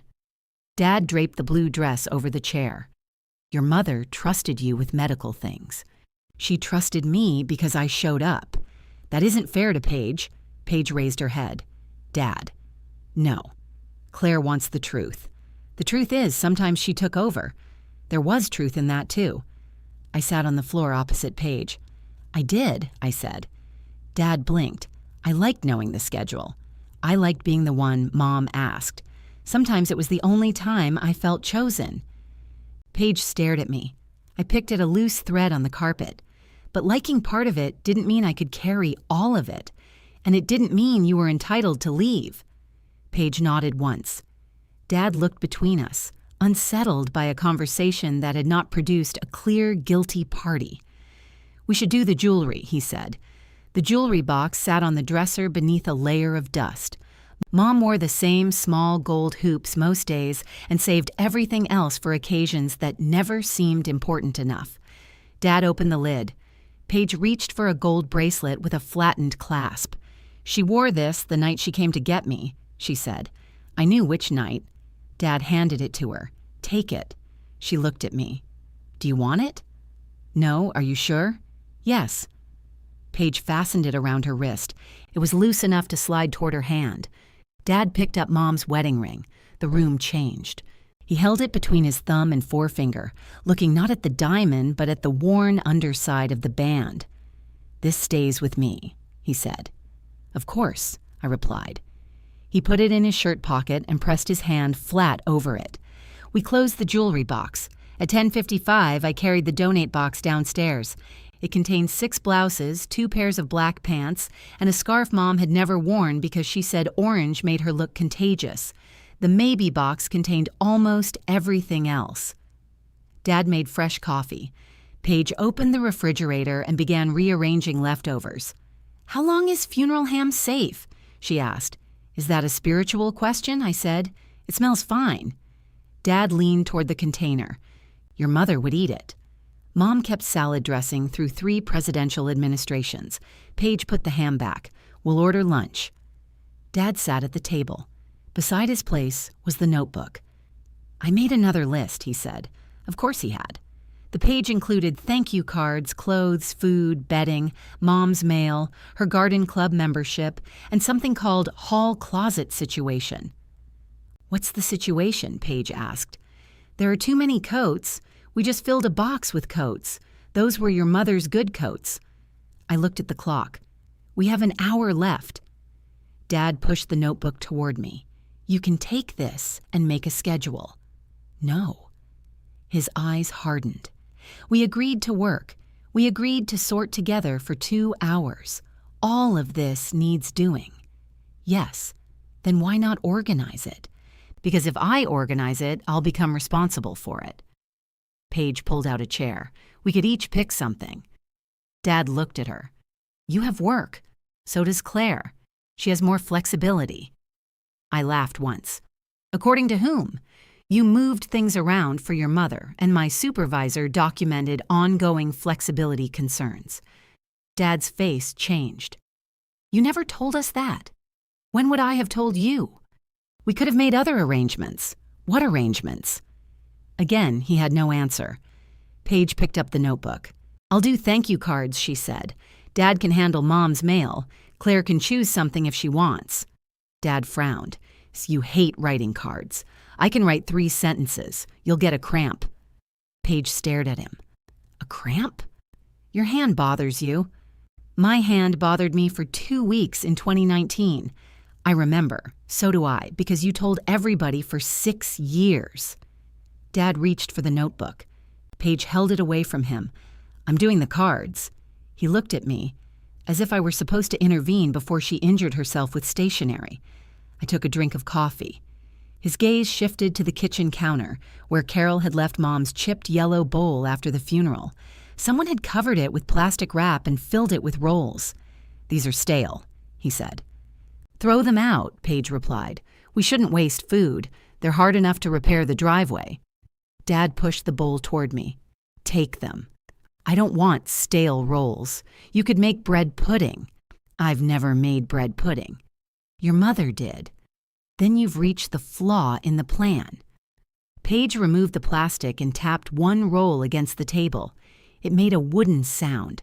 She tossed them into the trash. I washed the bowl. A dark crack ran from the chip in the rim halfway down one side. Mom had owned it as long as I could remember. She mixed pancakes in it, served potato salad in it, and once used it to catch a leak beneath the kitchen sink. I dried it and placed it back on the counter. "Do you want that?" Dad asked. "Not today." He looked confused. "Why not?" "Because we said nobody takes anything without saying so. I'm saying I might want it." Paige glanced at the bracelet on her wrist. "You can have the bowl." "I know." She heard how that sounded. "I mean, I don't want it. I know what you meant." At 11, I put the cap on the marker. Dad looked at the clock. "We haven't finished the closet. We did 2 hours. You can stay for lunch. I have plans." "What plans?" "I had no plans. That doesn't matter." His face tightened in the familiar way that meant he considered my boundary a personal accusation. Paige reached for her phone. "I'll stay and order food." We both looked at her. "What?" she asked. I said I'd help. Dad said, "You don't have to." "Yes, I do." "No, honey, you did the cards." "I haven't done them yet. You'll do them later." Paige's voice sharpened. "Dad, stop excusing me while I'm volunteering." He stared at her. So did I. She picked up the takeout menu and looked at me. "Go." "Before he asks you to make a restaurant spreadsheet." Dad muttered, "That's ridiculous." Paige pointed at the notebook. "You wrote hall closet situation." I picked up my purse. At the back door, I turned. Paige was showing Dad 3 lunch options and making him choose one. He kept asking what I would order. "I don't know," she said. "Claire isn't eating it." For once, my absence was not treated like an empty space they had to fill with my answer. I left them at the table, deciding for themselves. The first message came 4 hours later. Paige sent a photograph of 2 takeout containers and wrote, "He chose Thai," then complained it wasn't meatloaf. I replied, "That sounds like Dad." He tipped the driver because I made him answer the door. Progress. Don't be smug. I put my phone down, smiling. On Monday, Dad sent a picture of his washing machine. Which hole gets soap? The dispenser had 3 compartments labeled detergent, bleach, and softener. I wrote, "The one that says detergent. I can read." "Then why are you asking me?" A minute passed. "Fine." An hour later, he sent another photograph. A load of white undershirts had turned pale pink. "Your mother never separated colors," he wrote. "Mom absolutely separated colors. Then why is this happening?" Red towel. There was no reply. That evening, Paige called while I was making eggs.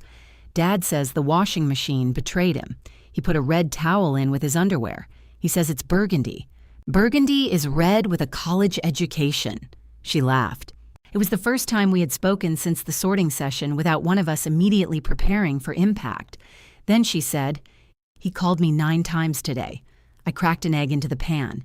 That's low. 9 is low. He called me 14 times once because the pharmacy changed the color of Mom's nausea pills. Why? He thought they gave her the wrong medication. That's reasonable. He called before reading the label. Oh." I waited. Paige said, "How many times did he usually call you?" "It depended on the day." "More than 9? "Yes." "Why didn't you tell me?" I turned the burner down. "Would you have answered?" "That isn't fair. Would you?" She was quiet long enough that the egg began to hiss. "No," she said. I appreciated the answer more than an apology. The next sorting session lasted exactly 2 hours. So did the one after that. Dad checked the clock whenever I arrived, as if he had caught me billing him. At 1 hour and 50 minutes, he started inventing small emergencies designed to extend the visit. "We should at least look at the linen closet next time. It'll take 5 minutes. Then it'll be easy next time. The sheets are all mixed up. They can spend another week confused." He didn't find that funny. Paige did. She showed up for every session except one Wednesday evening when her boss added a late meeting. Dad called me at work. "Paige can't come," he said. "Then we'll reschedule. You're already coming." No. We agreed, all 3 of us. She said you could start without her. She and I agreed. Nobody makes decisions alone. You're not alone. I'll be here. You told us every sweater was maybe. I've become more decisive. Which sweater did you donate? He didn't answer. We rescheduled for Saturday. Before, I would have gone anyway. I would have told myself the work mattered more than the agreement. then resented Paige for benefiting from the choice I had made. That Wednesday, I stayed at the office until 5, went home and ate dinner from an actual plate. The house did not collapse. By the 4th sorting session, the clothes were done. Dad kept Mom's blue dress and 3 sweaters. We donated everything else except the red cardigan Paige took and the blue robe I packed with my own clothes from the dresser drawer. Paige watched me fold it. "I thought you'd take the green blouse. She's wearing it." "Oh, right." We both stopped moving. Death kept doing that. It waited inside ordinary sentences. I placed the robe in my box. Dad picked up one of my t-shirts. "You should leave some things here." "Why?" "For when you stay. I'm not going to sleep here." "You don't know that. I live 12 minutes away. You lived 12 minutes away before.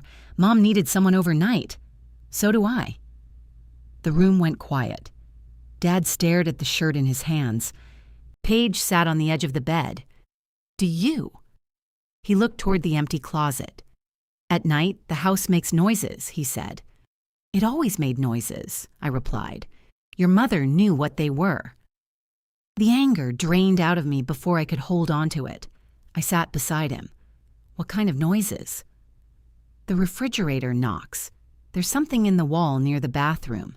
The heat comes on and sounds like someone opening the back door. Do you want one of us to stay tonight?" He folded the shirt badly.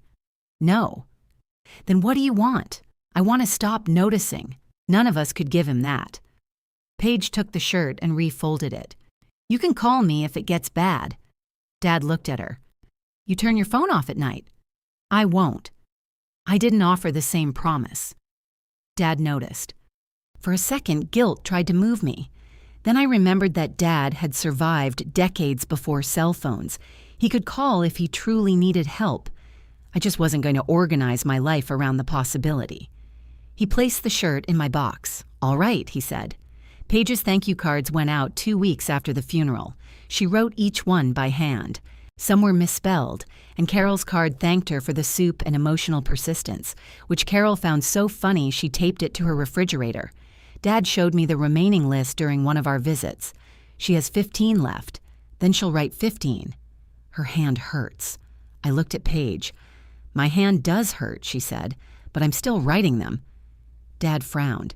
"You could split them with Claire." "She spoke at the funeral and helped sort the house." So I said I'd do them." Paige returned to the card in front of her. Dad turned toward me. "You've made your point." "What point?" "That we can do things without you." "You can." "Fine, we can. Good." He slapped the notebook shut. "But families help each other." "Yes, not in your new system. My new system is that help gets asked for instead of assigned. I asked you to do the cards. You told me to. What difference does it make?" "A lot." He pushed away from the table. "You watched your sister struggle with the funeral and enjoyed it." Paige stopped writing. "I didn't enjoy it," I said. "You sat in the living room while she was in here cutting ham. I attended Mom's funeral, we all did, and only one of us was expected to serve lunch afterward, because you know where everything is. So did Mom. Did you make her serve at her own funeral?" Dad's face went red. Paige said, "Claire." "No. He thinks I'm punishing him because I won't replace her. I never asked you to replace your mother. You asked me to sleep here because the refrigerator makes noise. That was not what I said. It was close." He stood. "Since you found that message, everything has become evidence against us." The final word hung there. Us. Paige stared down at the half-written card. I asked, "What does the message have to do with whether you can write a thank you note? It changed you." "No. It showed me something I couldn't keep explaining away, that your sister made a mistake, that both of you expected me to absorb it. I told Paige she was wrong. Then you told me to stay quiet because I was stronger." Dad's jaw worked. Paige whispered, "He was trying to protect me." "I know." She looked at him. "He shouldn't have." Dad turned toward her. "I deleted it," Paige said. "Claire didn't create that problem by finding it." For several seconds, he looked almost betrayed. Then he walked out of the kitchen.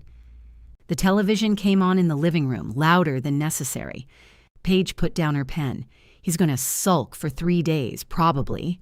He learned that from Mom. Mom could do 4. Paige smiled faintly. Then she rubbed the side of her hand. Does it actually hurt? Yes. Take a break. I have 15. They'll still exist in 20 minutes. She flexed her fingers. Is that how you did it? Did what? All the calls, the appointments, the pills, this house. No. I did them immediately while being angry that no one else was doing them. That sounds healthy. It was very efficient. She leaned back. I didn't think it was this many little things. It's always little things. I thought you liked being in charge. Sometimes I did. Because Mom asked for you? I looked toward the living room. Sometimes, I said. Paige's voice softened. Do you listen to it? The message? She nodded. Yes. How often? Less than I did. What do you think she wanted to say? I don't know. Do you think it was about me? Not everything is about you. She gave me a tired look. You don't believe that? No, I admitted. I don't. Paige turned the gold bracelet around her wrist. She had worn it to every sorting session. I keep trying to remember if she said anything before you left the room, she said. Anything that sounded like the beginning of that conversation. Did she? I don't know. She asked if you were mad at her. My chest tightened. When? Earlier that evening. You were getting ice. What did you say? I said you weren't mad. Why would she think I was? She knew you were tired. That isn't the same as mad. With Mom it was. I wanted to ask more, but Paige's face held no secret. Only the same unfinished question I carried. Dad re-entered the kitchen wearing his coat. I'm going to the pharmacy. The medication bin? I asked. Yes, I thought you did that Thursday. I forgot. He picked up the paper bag from beside the refrigerator. Do you want company? Paige asked. No, I know how to drive. He left. Paige and I listened as the car started. He's mad, she said. He's taking the pills. Both things can be true. Mom's phrase had become ours. We finished the cards together without discussing it. Paige wrote, I sealed envelopes and attached stamps. It took 23 minutes. That was different from being assigned the entire list. It was different from rescuing her after she disappeared. I helped because she was sitting there, doing the work she had promised to do. When we finished, Paige gathered the cards. Dad had left the yellow bowl on the counter. It was empty and clean. I picked it up. Taking it? Paige asked. Yes, she touched the bracelet. Dad might complain. He offered it to me. He'll still complain. I know. I carried the bowl to the living room. The notebook sat on Dad's recliner. Beside it was a library book Mom had checked out before the hospital. For one dangerous second, I wanted to take the book too, return it, finish the mail, check the refrigerator, and leave Dad a meal. Instead, I took only the bowl. At the door, Paige said, You really don't want anything else? I looked back at Mom's house. Her furniture, her curtains, the clean rectangle on the wall where a picture had been removed. The belongings could have filled a truck and still not contained the thing I wanted. No, I said, just this. At home, I placed the yellow bowl on my kitchen counter beside the dried tulip petal. The crack was deeper than it looked. It held anyway. The bowl began holding apples. Not because Mom had ever used it for apples. She usually filled it with batter, potato salad, or dinner rolls hard enough to repair a driveway. But 3 apples looked right inside it, and I liked seeing it on the counter every morning. The tulip petal eventually crumbled when I touched it. I threw it away without ceremony, then felt guilty for 3 days. Dad's calls changed slowly. At first, they were still disguised assignments. Do you know why the dryer is making a noise? No, you've heard it before. I haven't. Your mother said it did this. Then asked the dryer what she told it. He hung up. The next day, he called a repair company. He made appointments, returned library books, learned which grocery store carried his awful cereal, and discovered that frozen vegetables did not need to be thawed overnight on the counter. He also turned 6 white bath towels pink, misplaced his keys inside the refrigerator, and bought enough bananas to feed what Aunt Denise called a modest zoo. He survived all of it. Sometimes Paige solved the problem. Sometimes a neighbor helped. Sometimes Dad sat with the problem until it became irritating enough to solve himself. His calls became less frequent, then stranger. One evening, he called and said, "It's raining here. We live 12 minutes apart. I know, it's raining here too." I thought it might be. We stayed on the phone for another minute, neither of us saying anything useful. Before we hung up, he said, "I made spaghetti. That's good. The sauce came in a jar. That still counts. Your mother added oregano. You can add oregano. I did. How was it? Too much oregano." I smiled into the phone. That sounds right. He never said he had called because the house was quiet. I never made him say it. The sorting sessions continued. Some weeks we skipped them because Dad didn't want to open another closet. Some weeks Paige had work. Once I canceled because I had plans to see a movie by myself, and Dad acted as if I had announced an expedition to Antarctica. You can see a movie anytime. Yes. So why that day? Because that's when I bought the ticket. We need to finish the hall closet. The hall closet has survived 30 years. It can wait until next Saturday. He complained, but he waited. On Monday, he called to tell me the movie had poor reviews. I asked how he knew which movie I saw. He said, "Paige told me." Paige later denied telling him. Dad had looked up every movie playing within 20 miles and guessed. Mom would have respected the effort while criticizing the use of his time. By the time her birthday came, the house no longer looked paused. Dad had moved his cereal into the cabinet where Mom kept baking supplies. His newspaper spread across her side of the kitchen table. A stack of mail occupied the chair where she used to sit. I expected those changes to hurt. They did. They also made the house easier to enter. Dad invited Paige and me for dinner. "I'm cooking," he said. I assumed that meant he had purchased something requiring one temperature and a timer. When I arrived, he was wearing Mom's old apron over his shirt and shaping meatloaf with both hands. "What is happening?" I asked. "Dinner. The meat is touching your watch." He looked at his wrist. "Damn it." "Take it off. My hands are dirty." I removed the watch and set it beside the sink. Dad nodded toward a bowl of chopped onions. "Your sister cut those. Is she here?" "She went back to the store because I forgot ketchup." "You hate ketchup on meatloaf."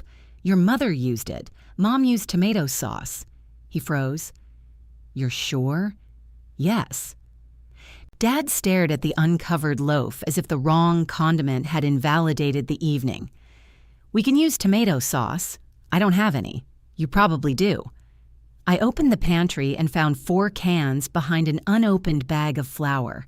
He took one and read the label. Why did we have 4? Mom didn't trust inventory. She trusted inventory. She didn't trust me. That too. The back door opened. Paige entered carrying 3 bottles of ketchup. "I didn't know what kind," she said. "We're using tomato sauce," Dad told her. She set the bottles down slowly. "I went to 2 stores. Claire says your mother used tomato sauce." Paige looked at me. "You couldn't let us be wrong together?" "I saved the meatloaf. It's Mom's birthday. The symbolic value of bad ketchup meatloaf was very high." Dad took the onions and tomato sauce toward the counter. "Stop complaining and open the wine." We looked at each other. "Who is this man?" Paige asked. "He owns oregano now." Dinner was late and slightly undercooked in the center. We ate around the edges. Dad put a small glass of wine at Mom's place. None of us discussed whether that was sentimental or ridiculous. Paige raised her glass. "To Mom," she said. Dad touched his glass to hers, then mine. "To Ruth," he said. I looked at the empty chair. "To complicated women." Dad frowned. Paige smiled. "That's all of us." After dinner, Dad brought out one of Mom's store-bought lemon cakes. The icing had a yellow rose in the center. "We're not singing," he announced. "No argument," I said. We ate cake while Dad told us he had joined a walking group at the community center. He described it as a lot of women talking while moving in a circle. That sounds like walking, Paige said. One of them keeps bringing me muffins. What kind? Blueberry. Paige leaned toward him. Is she single? Dad nearly choked on cake. Your mother has been dead 3 months. I asked about a muffin. You asked about the woman. I'm emotionally supporting your walking. He pointed his fork at her. Stop. It was the most relaxed I had seen him since before Mom's last admission. Then he looked at me. I was wrong, he said. The room shifted so sharply I set down my fork. About the ketchup? I asked. He didn't smile. About you? Paige looked between us. Dad folded his napkin, unfolded it, then folded it again. After your mother died, I wanted everything to keep working. The funeral, the house, meals, all of it.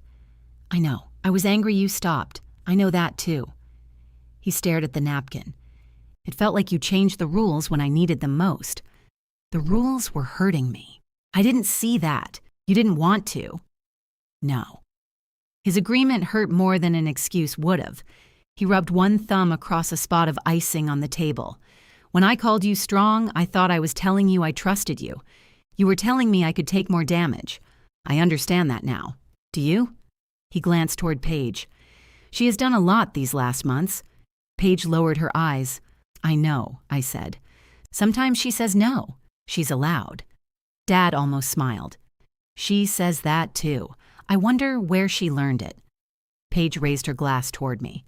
Dad continued. I let your mother make excuses for Paige because it was easier. Then I started making them too. Started? Claire. It's a fair question. All right, I always made them. Paige sat very still. Dad turned to her. That doesn't mean I didn't believe in you. It kind of does. I worried about you. You worried me out of being useful. He absorbed that without defending himself. Paige looked at me. Did you give him that line? No, it's good. Thank you. Dad picked up the cake knife, though nobody needed more cake. I'm trying, he said. I watched his hands. He had learned to wash clothes, make spaghetti, take medications to a pharmacy, and sit in a quiet house without calling me 14 times. He had also spent 37 years protecting Paige from discomfort and 41 years turning my competence into an obligation. Trying did not erase any of that, but it was not nothing. I know, I said. He put down the knife. After dinner, Paige gathered plates.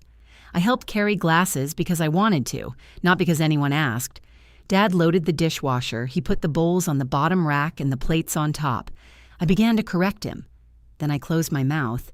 If everything came out dirty, he could run it again. At the door, Dad handed me Mom's mug. The lipstick mark was gone. Carol had washed it after the funeral. I thought you might want this. I held it for a moment. The mug had a faded picture of a lighthouse and a crack near the handle. You keep it, I said. Why? You make coffee now. I made coffee before. You burned toast before, too. Some skills were questionable. He smiled. I gave the mug back. I have the bowl. You could have more than one thing. I know. That was why I could leave it. Paige walked me to my car. The gold bracelet slid down her wrist as she crossed her arms. He's been practicing that apology for 2 weeks, she said. It sounded practiced. He kept saying, I utilized Claire's strength. Good Lord. I told him he sounded like a quarterly report. Thank you. She glanced toward the house. He does understand more now. I know.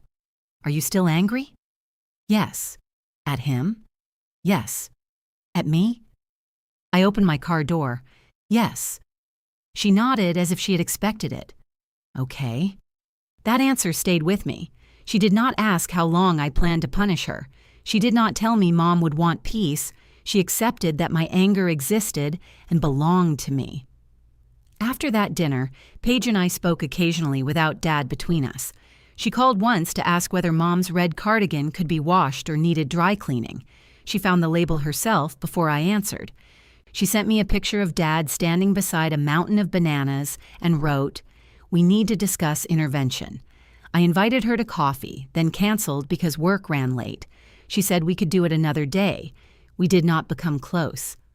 There were still moments when I heard Mom's voice in the silence between us.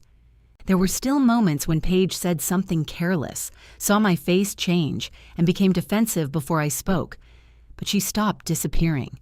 When Dad needed help clearing the garage, she showed up. When he had trouble sleeping, she answered some of the late calls. She helped him choose which of Mom's books to donate, even though she hated reading and kept confusing mysteries with biographies, because both had serious-looking covers. She began to understand that care was not one dramatic gesture. It was repetition. My final voicemail from Mom remained in the saved folder. I listened to it less often.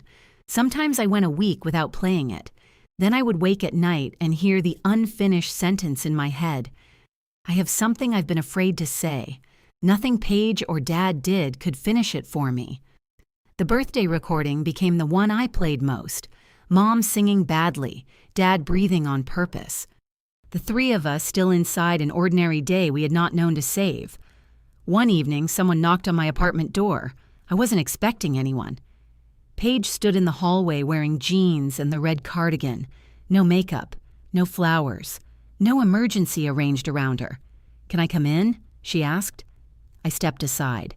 She noticed the yellow bowl on the kitchen counter. It held 3 apples, one soft enough that Mom would have accused me of neglect. "You really use it," she said. "That's what bowls are for. I thought you took it because it was sentimental. Both things can be true." She smiled faintly but didn't sit. "What happened?" I asked.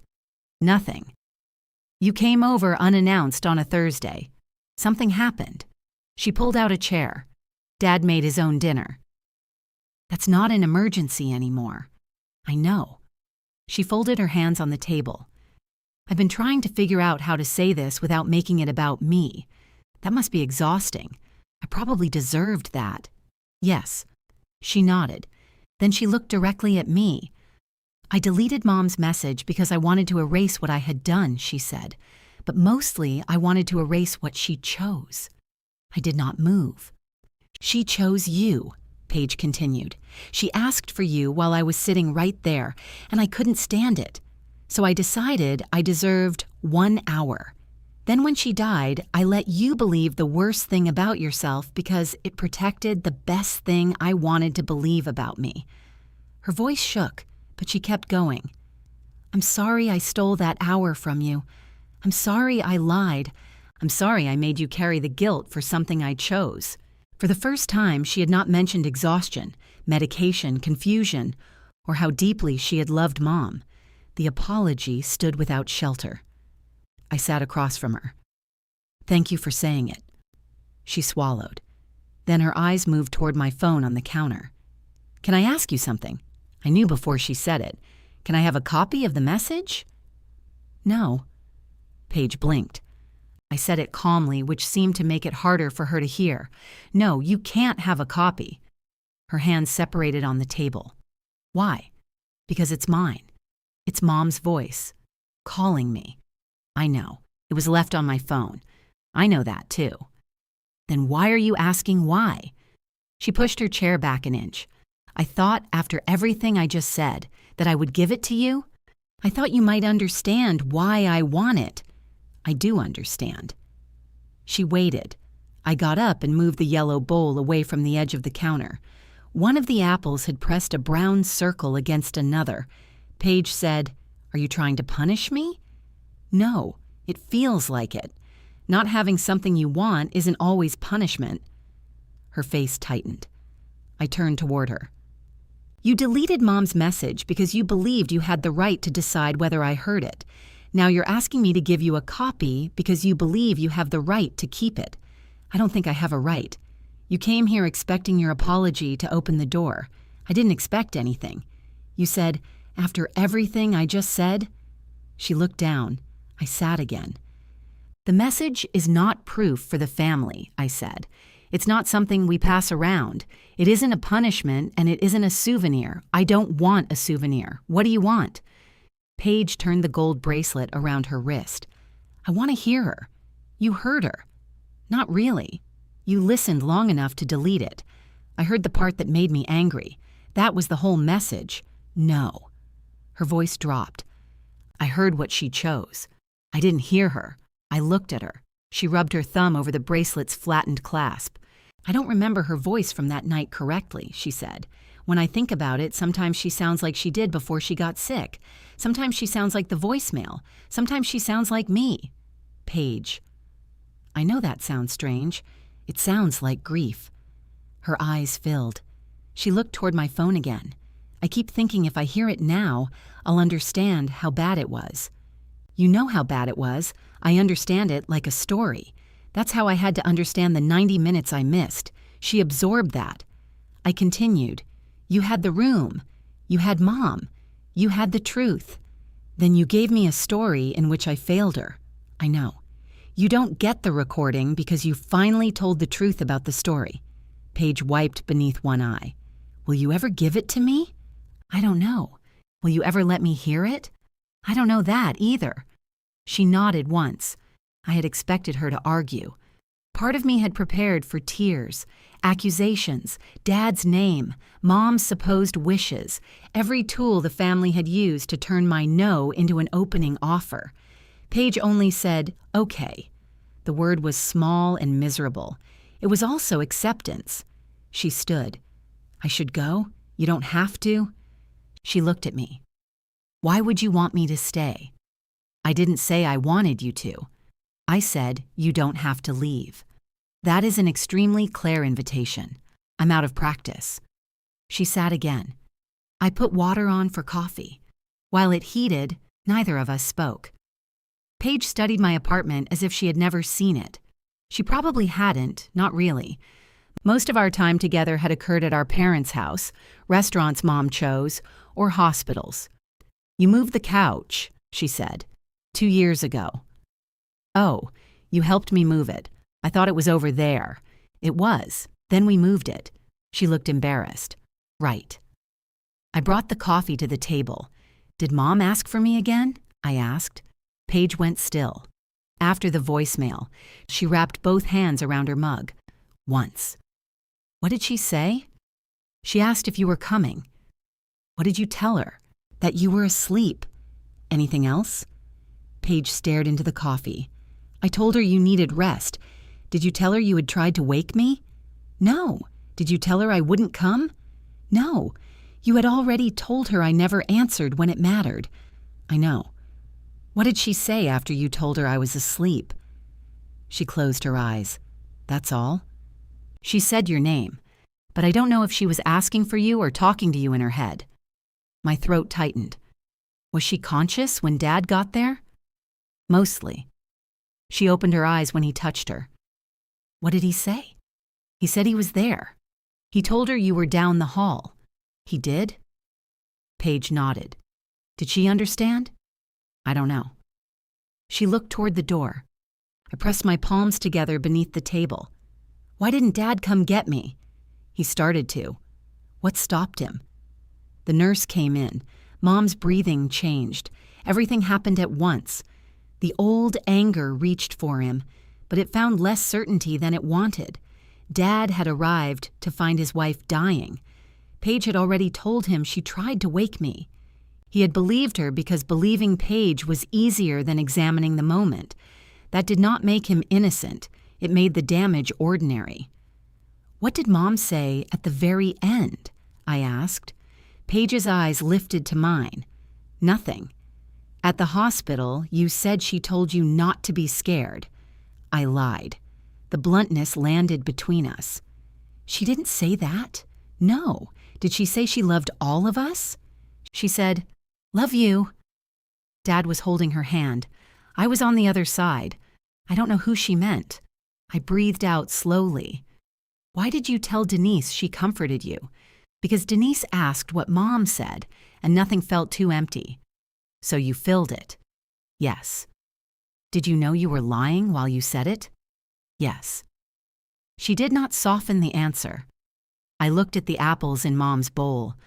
For months, I had imagined Paige receiving a final conversation I had been denied, a blessing, a secret, some last proof that she had been chosen after all. She had received 2 words without an owner and built a scene around them. Dad believed you, I said. He needed to. So did you. Yes. I drank the coffee. It had gone bitter. Paige asked, "Do you think Mom was going to apologize?" "I don't know. She knew she favored me. She knew sometimes. Isn't that what she meant when she said she didn't want me choosing for you again? Maybe. What else could it mean?" "I'm not turning her unfinished sentence into the apology I wanted." Paige leaned back. "That sounds exhausting too. It is. Do you listen because you think the rest might appear?" The question was so accurate that I looked away. Sometimes. It won't, I know. But knowing had not stopped me from listening for a breath after the recording ended. A hidden syllable, some fraction of meaning technology had failed to capture. Paige touched the bracelet again. "I hated you for being the one Mom depended on," she said. "I hated you for being the one she protected. She protected me because she thought I was weak. She depended on me because she thought I didn't need protecting. Neither of us got what we thought the other had. You still gotta leave." "Yes." The word carried no defense. She stared at the kitchen counter.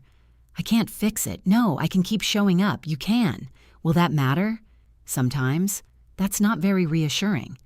"I'm not reassuring you." A tear slipped down her cheek. She wiped it away and laughed softly. "I walked into that. You came to my apartment. Apparently that's the same thing." I almost smiled.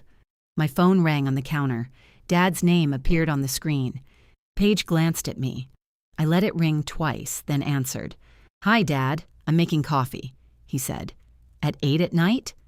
"I bought decaf." "Okay. Does decaf use the same amount?" "Yes."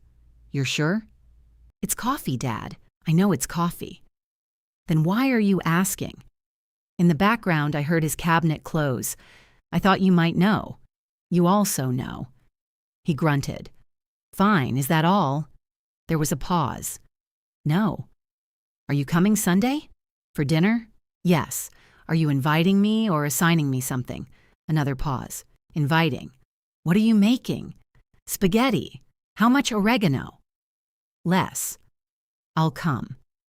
He said goodnight and hung up. Paige watched me put down the phone. "He called me before you," she said. "I told him decaf was the same, but he wanted a second opinion. Some systems take longer to die." "Should I be offended?" "Yes." She smiled. Then her gaze landed on the phone again and the smile faded. "I understand about the message," she said. "I'm not sure you do. I understand the answer is no. That's enough." She stood and carried both mugs to the sink. "You don't have to wash those," I said. "I know." She washed them anyway. At the door, she put on her coat and turned toward me. "I meant the apology." "I know. You don't have to forgive me. I know that too. Do you think you ever will?" I considered lying because she had finally asked without demanding. "I think forgiveness is too small a word for what comes next," I said. "Some days I'll love you. Some days I'll be angry. Some days I won't answer." Paige nodded. "I'll try not to make every silence about me. That would be new." She opened the door, then stopped. "Do you still have the birthday recording?" "Yes." "The one where Mom called you Clary?" I smiled. "You remember that?" Dad was breathing like a leaf blower. I picked up my phone. "That one I'll send you." Her eyes filled again, but she did not turn it into a request for more. "Thank you." After she left, I sent the birthday voicemail. A moment later, 3 dots appeared beneath her name. "I forgot how hard she laughed," Paige wrote. I opened the saved folder. The 2 recordings sat beside each other, 42 seconds and 47. For a long time, the final message had felt like the only true thing Mom left me, but it was not the whole truth. Neither was the birthday song. I pressed play on the older one. Mom sang the wrong tune. Dad breathed loudly in the background. She lost my name halfway through and began laughing. When the recording ended, I set the phone beside the yellow bowl. The unfinished message remained saved. It still hurt. It probably always would. But I did not play it again. I stood in my quiet kitchen, reached for one of the apples, and let my mother's laughter be the last thing I heard.